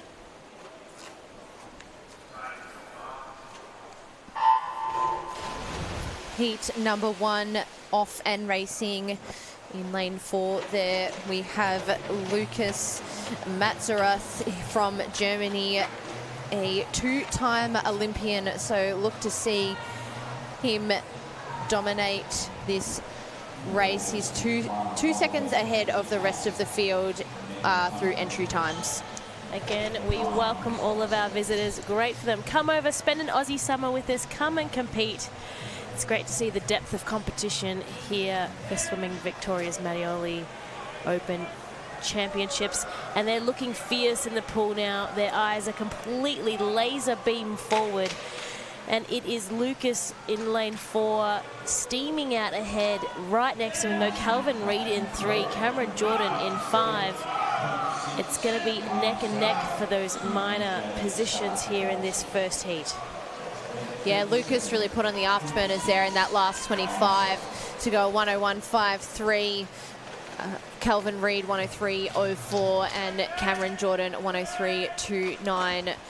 It was looking pretty even with 25 metres to go, but Lucas really dominated that last 25 metres. Yeah, they'll all be looking towards positions in the final tonight. You can sense the competitiveness from the pool deck. Well, we know we have such a depth in Victoria of breaststrokers. Sam Williamson, who you're about to see, was one of our Olympians. Nicholas Stupas next to him was the one of the breaststrokers on the Junior Pan Pacs team last year. And then in Heat 3 is our other breaststroker, Jacob Nimmo, Junior Pan Pacs as well. So we've just got such a depth here in Victoria of breaststroke. And yeah, that is a fantastic start by Samuel Williamson, 27 years of age, showing us what he is made of. Chasing him down, we have lane 7, Sam Matheson. In lane 6 as well, we have Yu Zhang Cham from Malaysia. And it's only 100 metres, so there is the halfway mark. Sam in first position, and Nicholas Stupas, and then next to him, Finchar, who is from Rackley Hibiscus, is one of our visitors. But yeah, Sam charging ahead. Nick Stupas in lane 3 there we know is also a great 200-metre breaststroker. He's trying to challenge or try to challenge Sam, but I think Sam's just that little bit too far ahead at the moment, and he will touch the wall first. 102.24, followed by Nick 104.52, and Yu Zhang Cham 105.58 as we head into our final seeded heats, heat number 3.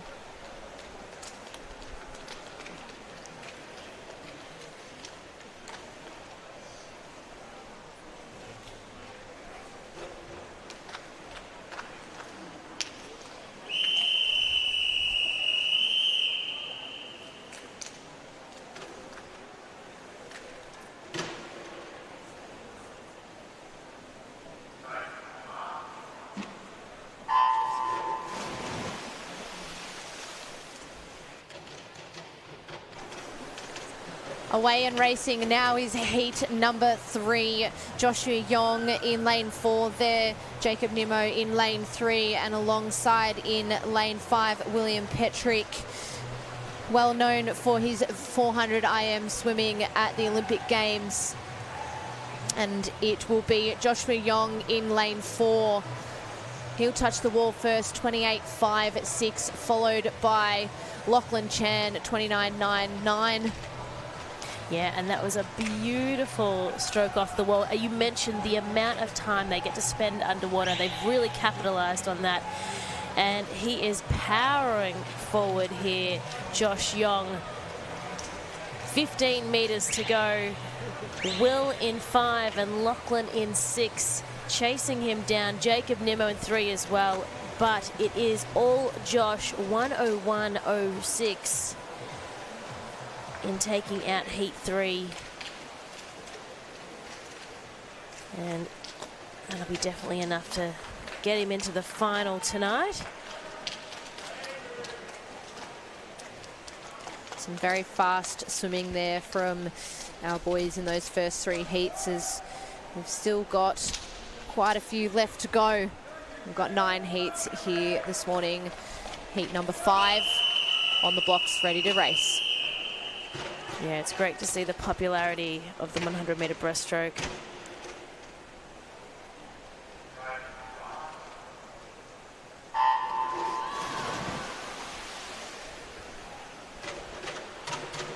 As they're off and racing now. And a really good start in lane 6. We've got Rylan Wheeler from North Canterbury, one of our visitors.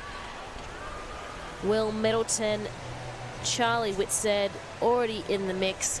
Also down the bottom, we have in lane 8, Eugene 2, but back to our middle lanes. They're the ones that are dominating. Lane 3, even Ryan Chung. Look, there's not much between them here. Ryan, Charlie, Will in 3, 4, and 5. Tenths of a second between them at the halfway mark. It's going to be a battle, 25 meters to go. Ryan really pushing out a beautiful long stroke. His hands are through the water in the middle almost as you're watching it. And there are the boys chasing him though. Charlie in 4, Will in 5, Ryland in 6. It's going to come down to the touch. Ryland picking up that pace. It's going to be between him and Ryan. Ryan gets that heat, 107.51.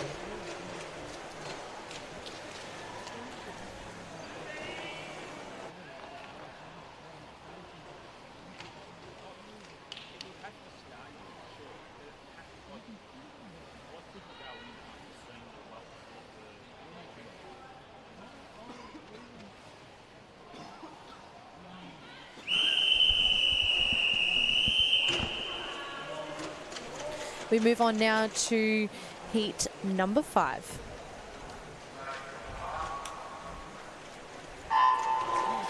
And Sean, we were just talking about the calibre of athletes we have in our pool and how lucky we are, the depth of our competition here today. Yes, well, we actually had 4 Olympians in the first 3 heats there. Not all for 100-metre breaststroke, but 4 Olympians is not bad. Not bad at all. And looking at our race here, it's lane 6. We have Ben Huang from Nuttawading. He is out in front at the halfway mark. Over in lane 3 as well, Damien Lane, who had a great swim earlier this morning, is pushing up. Also going to the top of the pool, Andre Tallarico from Nuttawading in that second position at the moment. Damien Lane leading it, being challenged by Ben. 6, 3, 1 are to watch. It's going to be a tough finish as Damien and Ben push up under the flags. Very strong finishing by Ben, but it's going to come to the touch. It was Damien, 109.32. Just 5 points of a second behind was Ben. A very close heat. Yeah, Ashley Lansbury coming in third there sort of came out of nowhere. He really had a good last 25 metres. I thought Andre Tallarico in lane 0 was going to get that third, but it was Ashley Lansbury. As we move on now to heat number 6 of 9.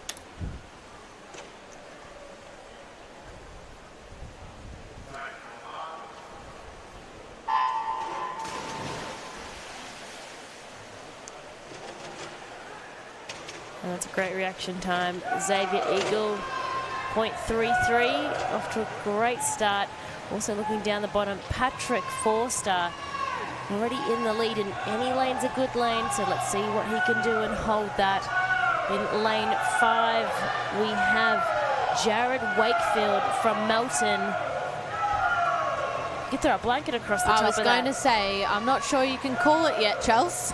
I'm getting too excited. It is Patrick Forster, though, that touches first in the turn, 32.53. We'll see if he can hold on here, as it really is anyone's at this point. We could not even tell you who might win it. Stay watching for another 15 seconds, because that is when our race will be wrapping up.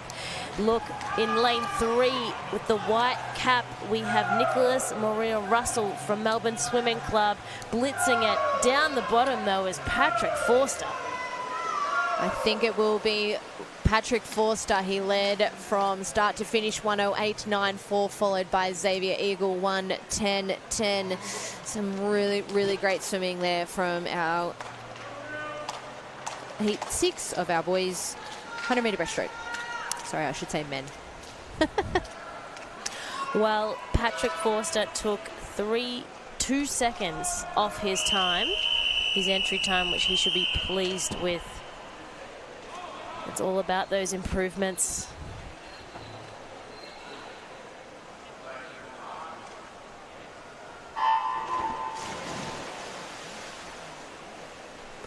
heat number 7, often racing.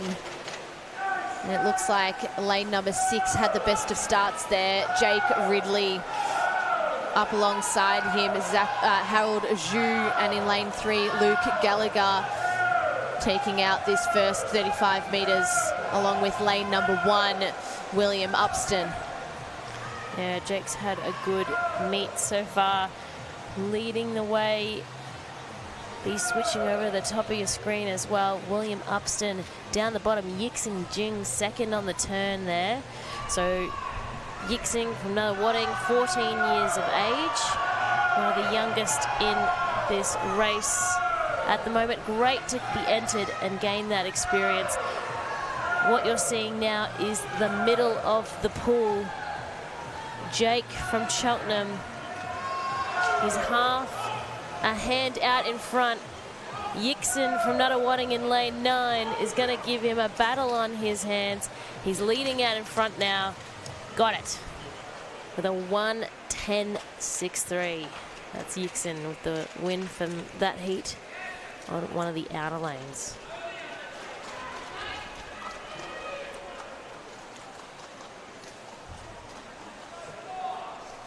And so, Sean, with all of our athletes, once they've competed this weekend at the Mattioli Victorian Opens, what's the process then afterwards? Does the coach take it easy on you the week after? It really depends. No, I think that we're probably more conscious of recovery these days, and, you know, it might be a couple of easier. When I say easier, it's easier in our minds, but it's more sort of aerobic-based training compared to, you know, you're doing a lot of racing, a lot of fast swimming. So we tend to just back off a little bit and do a little bit more longer aerobic stuff, and then head probably towards the back end of next week back into that race pace sort of stuff. Yeah. Well, who's not backing off in this race right here? Our heat 9 is William Lewis in lane 4. He is from Nunawading. William Smith also in lane 2, but the focus here is, yes, it's on William. He's got 25 meters to go. He is going to be challenged. Apologies. That is in lane 4. It is Joshua Hargraves from Nunawading, 27 years of age, our most experienced athlete, and he's been challenged by Alfie Graves, also his club mate, 16 years of age, in lane 2, which is a nice rivalry to have. 1:09.30, he gets that heat in. And then it was actually Arik Wong in lane 9 who got that second position. Third, James Clare, and then Alfie followed after that. So bit of a change in leads in the final 25 meters. Which is good to see. We like being kept on our toes. As we move now into our final heat, heat 9.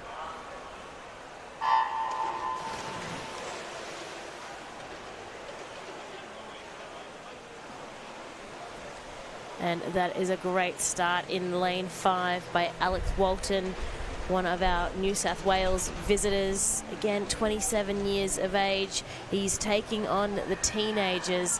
They're almost a little flying V behind him. We've got Ishan in 3, Alex leading in 5, and then William Blackwood in 6.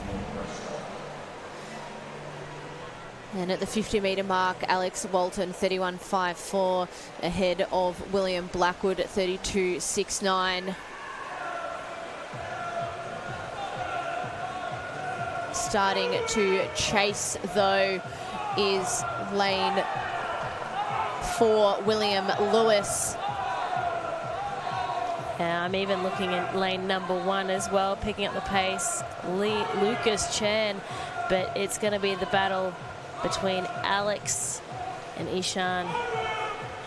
Or should I say William and William. Warragul versus Nunawading.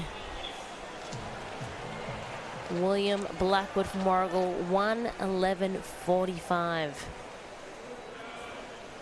Taking off a second on his time. He should be pleased with that, as that rounds out all of the heats for the 100-metre men's open breaststroke.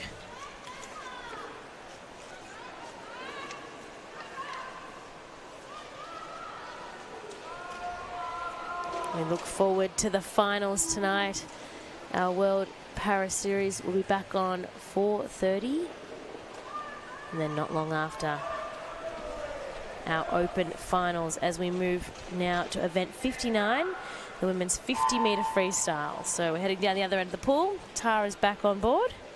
It is, and we've got a couple of these Olympians who we've seen earlier on swim really well. First heat, we've got Olivia Wunsch, and then we've got Rikako Aiki in the second heat. So we saw what both of them did this morning and yesterday.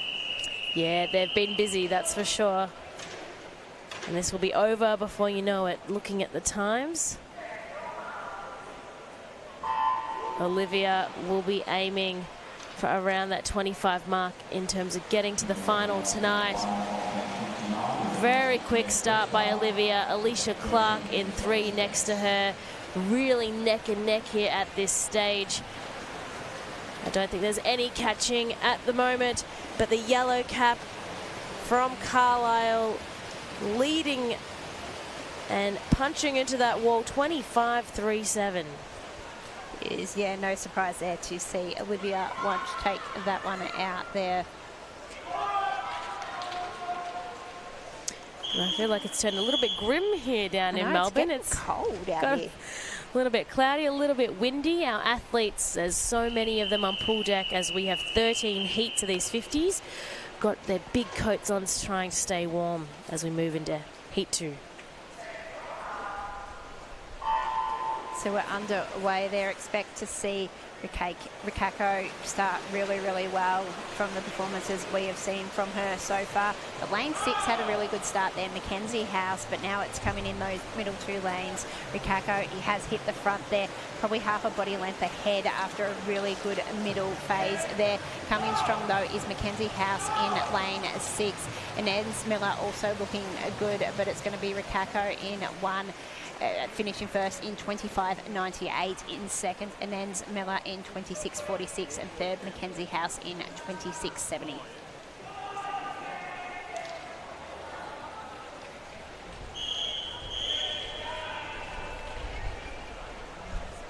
So yeah, around that 25-second mark are our first top 2 times from Olivia Wunsch in 1 and Rikako Aiki in heat 2.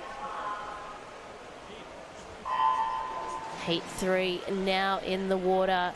Really great dive there by Isabella Boyd in lane 5.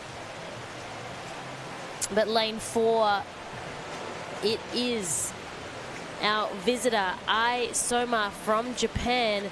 She's going to be trying to keep up with Rikako on her time.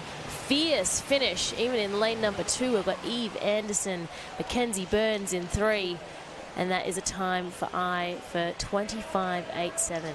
Yeah, sits in the middle of those first 2. So Olivia Wunsch, the fastest out of the first 3 heats. Rikako at a 25.94 in third. And yeah, Ai Soma fits in the middle. So that's the last of the seeded heat. So all of these swimmers now looking post 27 seconds for the 50. So some of these will be wanting to try and quicken the times up as the wind has picked up a bit here and looks like it's starting to rain as well as they're in the pool here for this 4th 50 here. Looks like it's Madeline Wilson who has started really, really well there in lane 6. She is in front at this point as we come underneath the rope there. Looking out though, GN Fee in lane 0 had a really good performance there in the middle part there. It's going to come down to the touch. I think it's going to be Jessica Whiting. It's actually Madeline Wilson who gets over the top there with a 27.26. Second was Jen E. Fee in lane 0 with a 27.52, and third was Azana Dixon with a 27.64 in third. And yeah, she's just taken off half a second on her time as things are flying away here at MSAC. There's all of a sudden been a big rainstorm that's coming through. Hopefully all our athletes, you can see, are staying warm as we head into Heat 5 at the moment are in the water amongst the hullabaloo. In lane 4, we have Rihanna Chen from DVE really showing us what she's got. Be watching though in lane 8 too. We have Jennifer Lane. We have Jennifer Lane from Cheltenham. And it is Alana Banks 27.78 on that one there for Heat 5. Following in, we had Maha Mafaz and Jennifer Lane.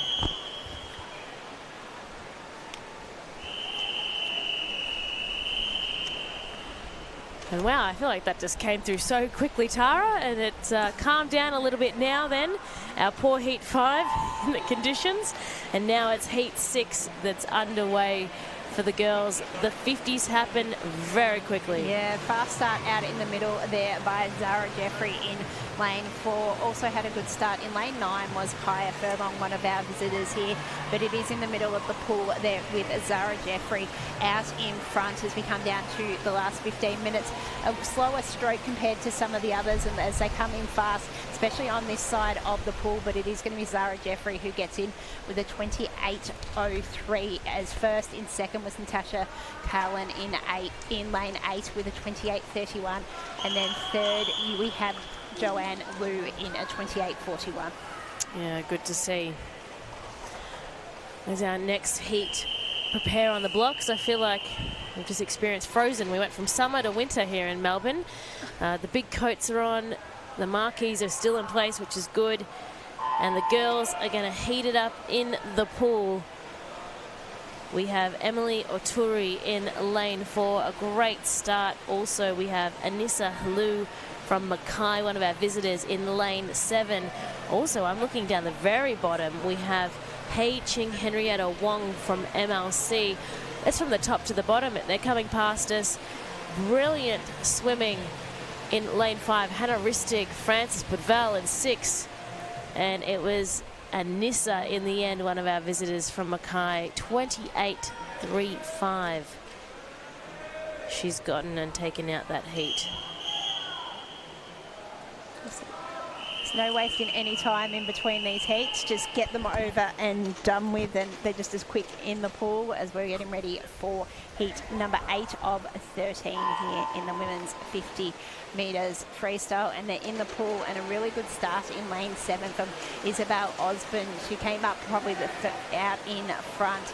Looking to have a really good swim there as well is Mary Steele in lane 9. It's now coming in the middle of the pool. They're looking in lane 2. Amelia Broughton having a good performance, but I think it's still Isabel Osborne in front there in lane 8. She's got company on either side of her, but she's going to get the touch. She doesn't get the touch there. It's Genevieve Dennis who gets the touch, 28.16. Second was Amelia Broughton in 28.20, and third was Isabel Osborne in 28.22. Yeah, the Fast and the Furious that we're in now. Already results are popping up on your screen. Girls are on the block. Our women for the next heat, heat 9. And we're away. It's as quick as that. It's a great start to lane 5. We have Allegra Di Domenico, in lane 6, and Perry and Franco in lane 5. In lane 2, though, I'm watching Marika Fry, who has been outstanding in her swimming career. And it's Zoe Clemenson in the end in lane 4. Fastest qualifying time in that heat, and she's got 28.78. Followed by Zoe McCauley. Yep, so this heat here, heat 10, only 0.07 of a second between the entry times for each of these swimmers. So expect a close one here with nothing in it as they are off the blocks. Really good start in lane 9. Yeah, in lane 9 from Mia Bates there. They've changed actually the order here because they've got swimmers in lane 9 but no actual race here. So we'll just keep an eye on what's going on this one. Over in lane 2, a really good start. We've still got the score from last time, so this is where our names in front of us, but lane 8 Baker was a really good performance there in the end. Still don't have results. Hawkeye seems to have failed us. There we do. It is Baker there in lane 8. Genevieve Baker had a really good performance there with a 28.69. There we go. I think they just had to do a little bit of an update. Yeah, apologies there. We had no scoreboard. They took us back to Heat 8. We are in Heat 10 is just completed. Still some exciting racing. Heat 11 is upcoming. They are ready to go. Staying warm, slapping the thighs, shaking the hands, jumping up and down. Again, this scoreboard organised. Our results, here we go. They're up and running. And now we move to Heat 11 in the pool.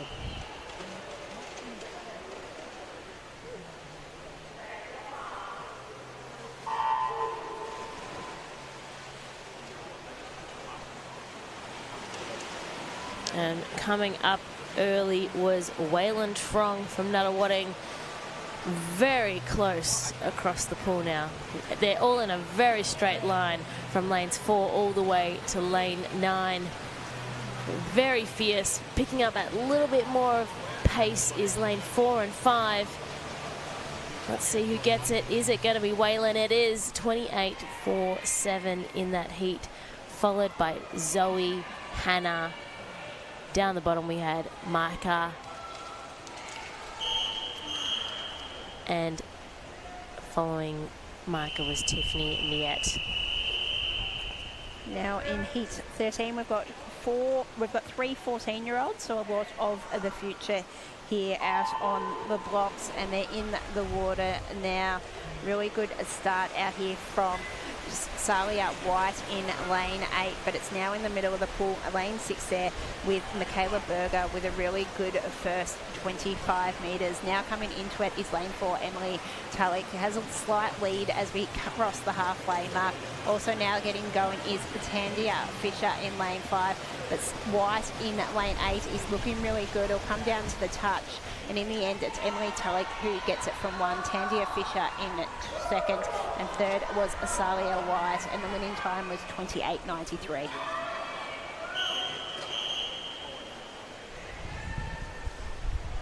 Well done as our athletes exit the pool.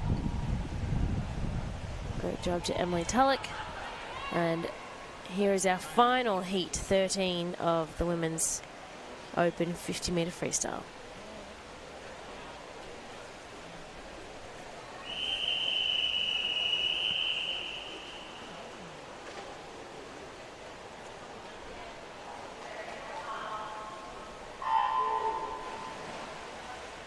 And they're away and in the water. Surfacing in lane 5, we have Amity Lansbury from DBE. Great start for her. Fierce at the top, though. We have Ella Bass from Melton in lane 1. Just pipping out in front here, but lanes 1, 3, 4. Ella, Matilda, Amber. It's going to be close, even 7 and 8. That was a great final. Ella Bass in 1, 29.35. Followed by Matilda, Jasmine in 8, and then Ella, or Al, I should say, in lane 7.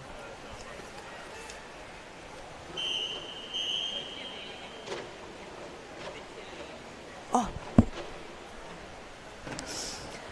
We are now heading into the men's 200-metre backstroke. We have got 5 heats here. We've got 2 swimmers coming in with times under 2 minutes. So looking they will be the favourites in Jo Lee in the first one from Korea, a 30-year-old. So one of the oldest, probably the oldest swimmer in this event. And then in the second one we've got Marius Bowl, who is come down from Carlisle, who has a 1:59.44. So we'll be looking for those two to probably be the top swimmers across these 5 heats. Yeah, so just shaking it off like Taylor Swift on the blocks before jumping in. And they want to stay as warm as possible before they get in. As we said, there has been a little bit of a turn with the weather. You said it was 15 before. I reckon it's colder now. Oh, definitely reckon it's colder now. TBA can check for us. But yeah, 4 seasons, 1 day. No, it still says it's 16, okay, but it's raining. But yeah, we feel like there has been a turn. Everyone's got their jumpers on. Even the lifeguard has his winter coat on here on pool deck. But yeah, so they're just swinging their arms, keeping their muscles warm. Really important. I mean, they have a warm-up.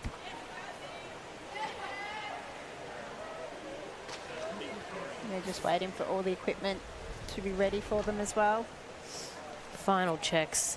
So yeah, a few visitors in this one. First heat. Yeah, we've got 4 from swimming at Metro Northeast in New South Wales have all come down, so they've probably all done a lot of swimming against each other, and now they're coming down to Victoria to do that. As we mentioned, we've also got Lee from Korea as well, and then we've got Aidan Langman from Norwood. Yeah, really good to see. As we said, the depth of this competition just continues. We're just waiting. Yeah, just waiting. As we said, really important to stay nice and warm, tapping those arm muscles, swinging those arms, wiggling those legs, because as soon as they jump in the water, their temperature will change, their body temperature will change, and the better thing is that they're waiting outside of the pool than inside the water. It is, as we get the go-ahead now. I think they were looking for the reseeded sheet that we've got in front of us here. And so Luca Bibby just there doing the bomb to get in to the pool. Surely that brings a bit of warmth. Surely. Bit more energy. Yeah, exactly. The pump up might be the tradition.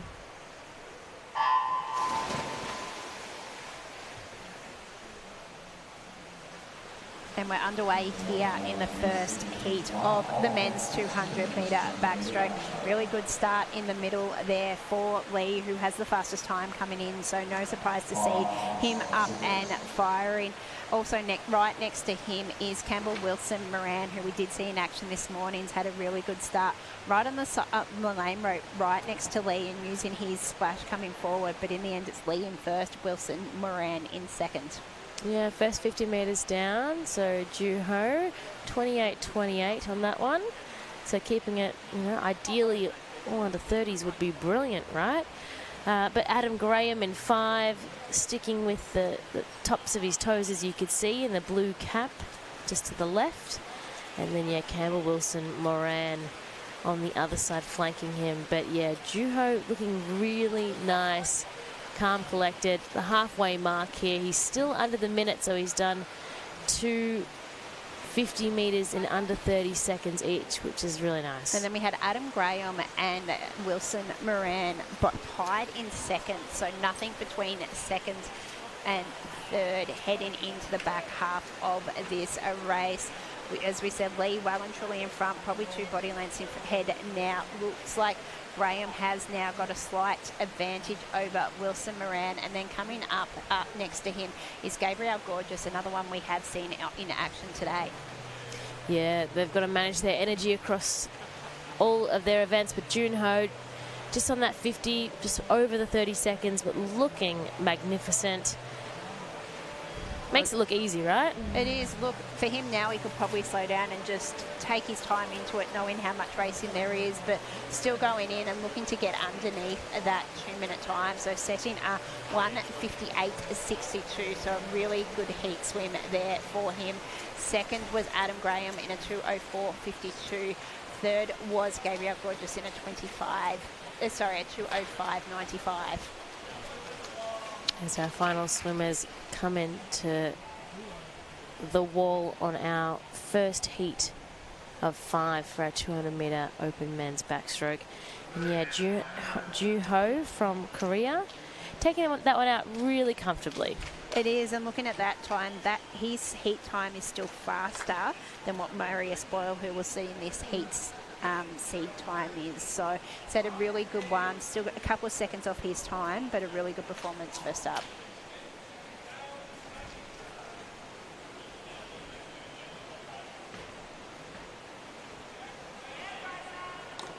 Yeah, good to see. Again, all the checks are in place. Looks like we've got a couple of swimmers not taking their place in this heat either, in Harvey Lark and Oliver Callow. I'm sure there's going to be plenty of competition to satisfy. Yeah, Marius Bowl from Carlisle in lane 4. Looking to have a good start, as we would expect. He did, but right next to him we had Xavier Purcell, who really kept him and held him there. Yeah, he's the other one I expect to be up there. He has one of the better qualifying times. So at a 2:03, which isn't a bad time, if he can push that, that will probably guarantee him a swim in the final tonight. But it is Bowl who is in front at the halfway mark, half a second ahead of Purcell, with Samuel Higgs in third spot. Yeah, Purcell had that lead at the beginning, and I think Bowl was like, I don't think so. I'm going to do something about this. No, and Bowl has extended that. He's out 3/4 of a body length now, and then Purcell's got a decent lead on Higgs. So it is those 3 middle lanes there in 4, 5 and 6 that are in front as we come down to the halfway mark. Bowl a slight bit slower than what we saw Lee in that first heat. He came out in at 1 minute, at 1 minute .2, where we saw Lee go under the 1 minute for the first 100. Yeah, he's looking very confident here. And as we're talking, it's all about those times, and we will have a look at Junho. Although Junho is an international visitor versus a national visitor, and then we even are looking at the layers for tonight for, you know, our Victorian athletes. But yeah, Marius Bowl leading very comfortably, Xavier Purcell following him, and then Samuel Higgs, another visitor, at that final turn. Yeah, the three of them have taken a massive lead against the rest of the competition. So it's all in the middle of the pool there. But saying that, Higgs is starting to come up on Purcell in the fight for second spot. Boyle will take out first. It looks like Purcell will possibly do enough, but Higgs is coming hard at him late, as we see Boyle come in at a 2:03.2. Purcell does hold on to second at a 2:06.61, and then Samuel Higgs in third with a 2:08.21. Not bad at all. As you said, it's the balance of expending the energy in your heat enough to get you into the final. It is. And then really bringing it tonight. 4.5 second difference between Lee and Bowl in those two heats. So Lee sent a statement early on that he's a man on a mission. He definitely is. As we move next up into heat 3. Will Sharp, the favourite one heading into this one, has an entry time of 2:01.23. We've got a couple of others under the 2:05 there, and James McBride, who's been in a few events already this week, and then Caleb Dreyer, another one from the Carlisle swimming team that has come down. Yeah, it's silent for a second there when they're all underwater before they come up and making all the splashes in the pool. Their windmill arms going for it. In lane 6 is who is leading at the moment, and that is Joshua Carnes. Joshua from Nuttawading, a local boy. He's going to be taking on Carlisle next door to him, and Caleb Dreyer, but Will Sharp 50 metres down. He's gotten that one under 30 seconds. Yeah, approaching that turn, he started to take control and has now come out in front. Started to get a little bit of a decent lead with a pack surrounding him. As you mentioned, lane 6 there with Carnes having a good swim, still sitting in second spot. Coming up, though, in between the two of them is Caleb Dreyer with a really good swim there. And then on the other side, James McBride is probably looking at fourth spot heading into this halfway mark. Yeah, the halfway mark, as we've discussed, it turns into a whole new race here. You're going as fast as you can. I mean, it's a sprint of a kind, but one of the longer ones. In this final 50, you're going to really want to turn those legs on. So I'm interested in watching the kicks and how they change after this turn. It is, as we see Sharps now out more, probably a body length and a half ahead. But we have got that race on for a second there with not much between Caleb Dreyer and Josh Carnes. It's Dreyer slightly now ahead of Carnes in that battle for second. But it is Will Sharp who had the best time heading into this race, leading the event as we come into the last 25 metres.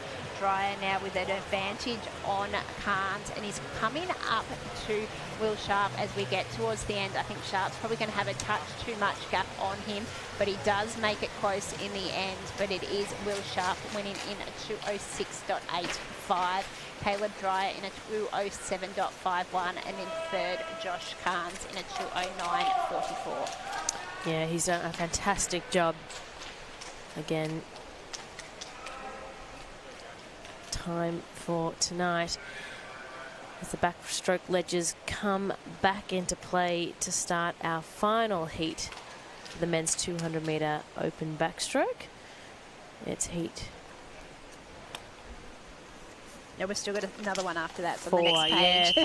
Sorry, they're confusing us. flipped it over. It is 4 of 5, so plenty of time to still grab those times. We're looking here, all of these times in this heat are outside of 2 minutes 15. So we'll be looking if we can get some of those times around the 2:15. If you could break into a 2:14, I think some of these swimmers would be pretty happy. Probably looking at the times from what we've seen already, can't see any of these swimmers making it into the final. But for swimmers, it's not just about the final, it's best times, it's improving your style and all those sort of things as well. Yeah, it's definitely about those personal bests.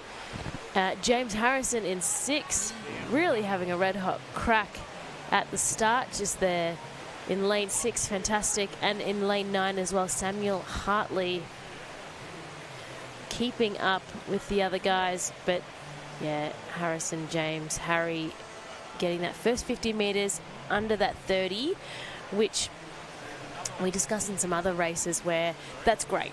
But then looking at his times, his entry time is around that 2:15, is maybe he's blitzing that too hard too soon.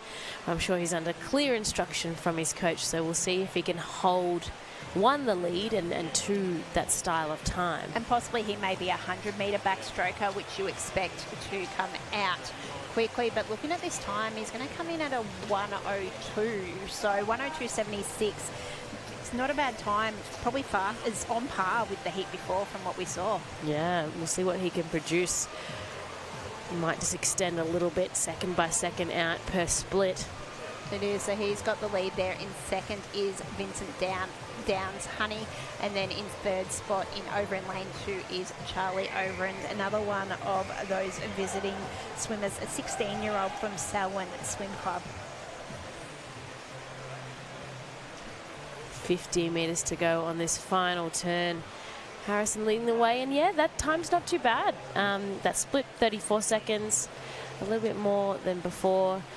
It does add up over, the multiple 50-metre lengths. It is. Jack Layton had a 34.10 as well, so probably had the fastest split in lane 4 on that turn, but we've still got a dominant performance here heading into this last little bit with Harrison James well and truly in front, so he's going to get the win. We do have that battle for second over on the other side of the pool with Overend and Downs Honey, and it is Harrison James with a 2:11.65. In second spot we have Charlie Overend in a 2:15.38, and then over in third in lane 3 was Vincent Downs Honey. We talk about times, a 2:11.65, well under that 2:15 time that he came in with. Yeah, really good to see. As we said, the focus becomes on personal bests. Now we have got the last heat of the 200 metres men's backstroke, and I think it's the last of the open events, with all multi-class events to come following this one. And this one, it's a battle of the youngsters with Dylan Skinner at the age of 18, the oldest in this race. We've got Archie Smythe from South Gippsland Bass swimming at just 12. Oh, I mean, I commentate the age, the metros, and I just think they're incredible, our swimmers that are that age, let alone competing in our open event. So Can't wait to see what he does. It is, and look, that it's the bright future when they're coming out and having this opportunity. Fairly even off the blocks there in this race, but it is lane 4 with Aiden Ramos, who's probably in front as we head down this first lap. Also having a good start there is Archie Smythe, the 12-year-old, so it's going to be lane 3 and 4 in front as we head to the turn. And going in front, it is Ramos ahead of Smythe. Yeah, Lamel Janasa as well in lane 0, apologies. Doing a really good job too. And then down the bottom at that turn, yeah, Campbell Mills was in that 4th position. So very close across the board at the moment. It is. We're starting to see Miller Stott make his move in lane 5. I think he's just taken the lead. Ramos has come ahead of Smythe, who has led for much of this lap, but there's not much between these swimmers as we head into the last lap. It is Smythe who manages to hold on to the lead. Miller Stott is in 2nd, and then 3rd spot is Aiden Ramos. Yeah, doing really well at this stage. Aiden Ramos trying to gain a little bit of ground there. He's really going to have to challenge Miller Stott and Archie Smythe either side of him in lane 5 and lane 3. As I said, I'm excited to see what Archie does, see how he finishes off, given he is 12 years of age. But Miller Stott taking control in that final turn. Keep an eye on Campbell Mills, up to 2nd. So he's a 14-year-old from Ivanhoe and had a really good 3rd 50 to bring his name into contention. We've also got Lamel over in lane 0 as well. So we're having a lot of back and forth in this race, and I think a lot of these swimmers are still learning their tactics with their age. But in the middle of the pool now in lane 5 is Miller Stott sitting there in 1st place. Campbell Mills with a really good end there might take 2nd over Jude Silva, but it is De Silva Smith, but it is De Silva Smith in 2nd, Campbell Mills in 3rd. So it was a time of a 2:19.95 there for Stott Miller. Sorry, Miller Stott, the wrong way around. Too many first names. Don't worry, my first name and last name is 2 first names too. What did they say? They said, don't trust someone with 2 first names. Mine technically is as well, actually.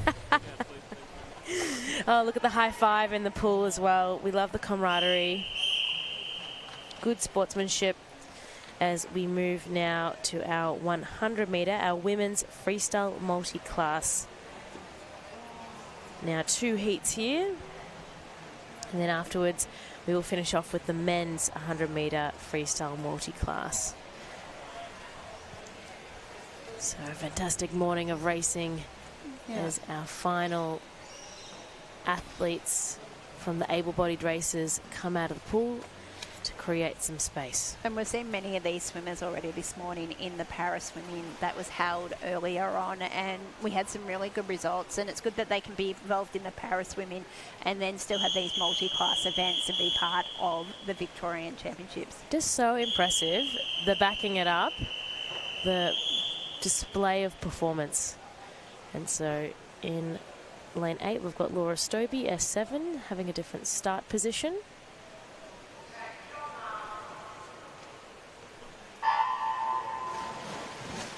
And away they go. So yeah, a couple of visitors here, different classifications. We've got S7, S9, S19, S10, S8, a variety. And so leading the way at the moment in lane 6, it is S19 classification, Abigail Gambali. Yeah, and as with this one and with the other multi-class events, that we don't know the winner until after on, because it is on swimmers closest to their world record. So, and each world record is slightly different depending on the classification. So each swimmer's going towards their world record, and then that will later decide who makes it through to the final tonight. Yeah, I think that's what makes it exciting, when we actually don't know who is going to win, even about them touching the end of the wall. It does come down to that calculation, but looking really nice and strong there. Abigail Gambali, or should I say Michelle Fora, close to the lane rope, but doing her thing. She gets in with that time of 1:09.07. And so Rochelle S10, 20 years of age. Next up, Alison Feely, time of 1:14.49. Yeah, 13-year-olds from Western Aquatic Academy out in Maribyrnong, if I remember correctly. Yeah, and she was competing directly against Abigail Gambellini, who came in that third position, being both S19 classification. As we look at our athlete in lane 8 coming on in, Laura Stobie, S7, with a 1:52.07, but she was disqualified, I believe, from watching the race. She left the starting block too soon. But we learn as athletes from those experiences. And so here is the list of results. These are based on the finish at the wall, and they'll be recalculated for the true result to know the final tonight. Is in this next one, we've got 4 swimmers who are S19, so swimming directly against each other. And one I'm looking forward to seeing is Meg Conhetty. We've seen her a couple of times this morning, and she was really impressive in her swim. So she's back out there from the Geelong Swimming Club. So good to see her have another swim out there at just 17, and she is one of those 4 S19 swimmers. Yeah, I want to give a shout out again. Our regional clubs, Warragul, Warrnambool, Geelong, Ballarat, Sale, are all involved in this race here. Really good to see as we have our athletes up on the blocks.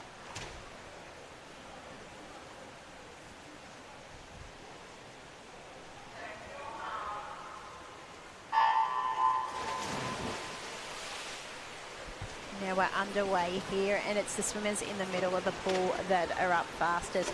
Meg Conhetty probably initially had the better start, but Sarah Howe has come out over the top of her. Looking at their times heading in, there is nothing between those two. They are in different classifications, so they're not swimming directly against each other, but do have similar times. And it's Sarah Howe who has got off to a flyer. She's getting out to a body length lead over Meg Conhetty in the middle of the pool, and she's about to hit the wall for that first turn. Come through in a 32.40 with nearly a 2-second lead on Conhetty. Yeah, and either side in lane 6 it was Cerise Nicholson, but looking at Lisa Bailey in 3 now is who has picked it up, as well as looking at Tara Jensen in lane 2, but very strong in lane 5, Sarah Howe. Yeah, she's just taken control from about 15 metres into the pool and just gone from strength to strength, and got a big crowd cheering her on there. And looks like she's going to come in about just outside of her entry time. Meg Conhetty is going to come in at second. So it was a 1:08 flat for Sarah Howe. Meg Conhetty had a 1:12.45. Then coming in, touching the wall, a third was Tyra Jensen with a 1:16.91. As we said, we're not sure who sort of situated where. We don't have the points as we did this morning in the para series to tell us who finishes in what position. But all of these swimmers, they're still getting out here and coming out and having some good swims and looking to try and get their personal bests. Yeah, Kira Warwick in lane 1 finishing up, and then Madeline Fox there in lane 8. A very strong tap into the wall. Good to see. It is, and now we head to the men's 100-metre freestyle multi-class event, which is the last event on this morning program of the heats. We'll be back in action this afternoon. I think about 4:30 is when the action returns with the para series, then followed by the Mattioli Victorian Open Long Course Championships after that.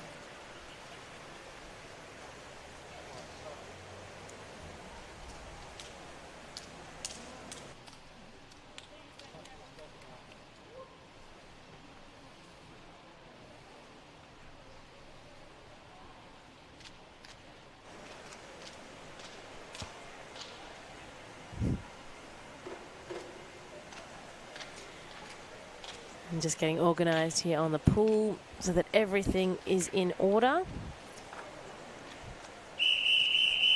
This is our first heat, and everyone's vying to get that spot in the final. Different classifications from S6 all the way up to S19.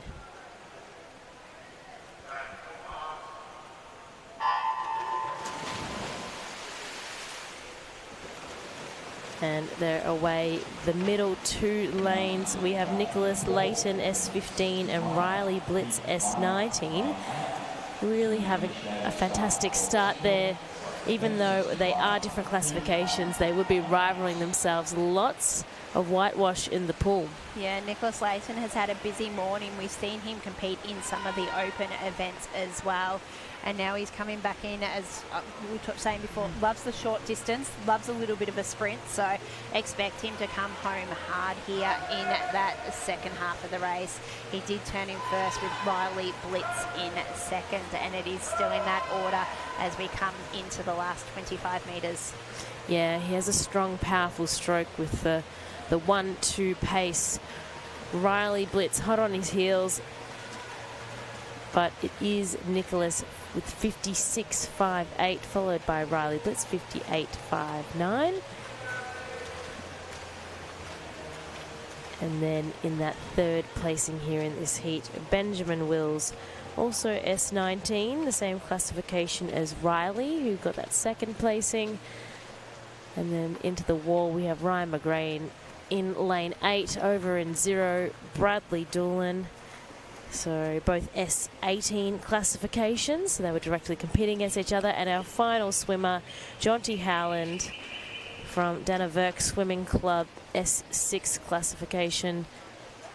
Strong finish by him. Yeah, just a 13-year-old as well, so one of the younger ones. And we go from a 13-year-old in that one to this heat. We've got David Bale, the 52-year-old, who swam in a number of events yesterday and just backed up, and we're seeing him out there again today.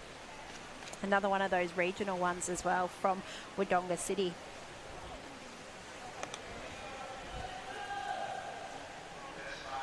Clearing the pool. These are the results in order of finish. But as we mentioned, it will depend on how they're plugged into the equation against the world record for points, for checking who is swimming in our final tonight. Our final heat for this morning, day 2.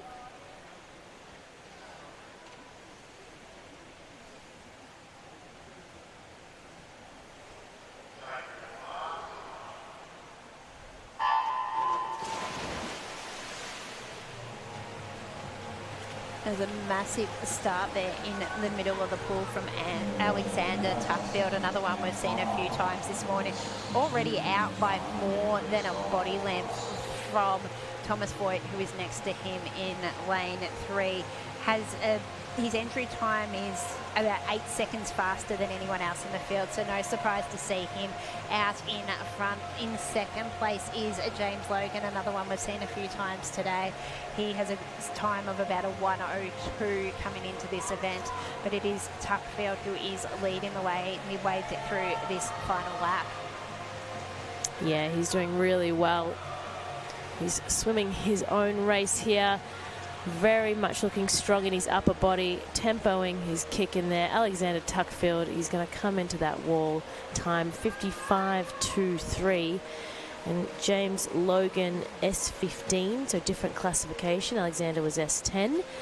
Into the wall now, 1:02.46, as the remainder of the field complete their race to round it out. The boys are already chatting at the wall. Good to see.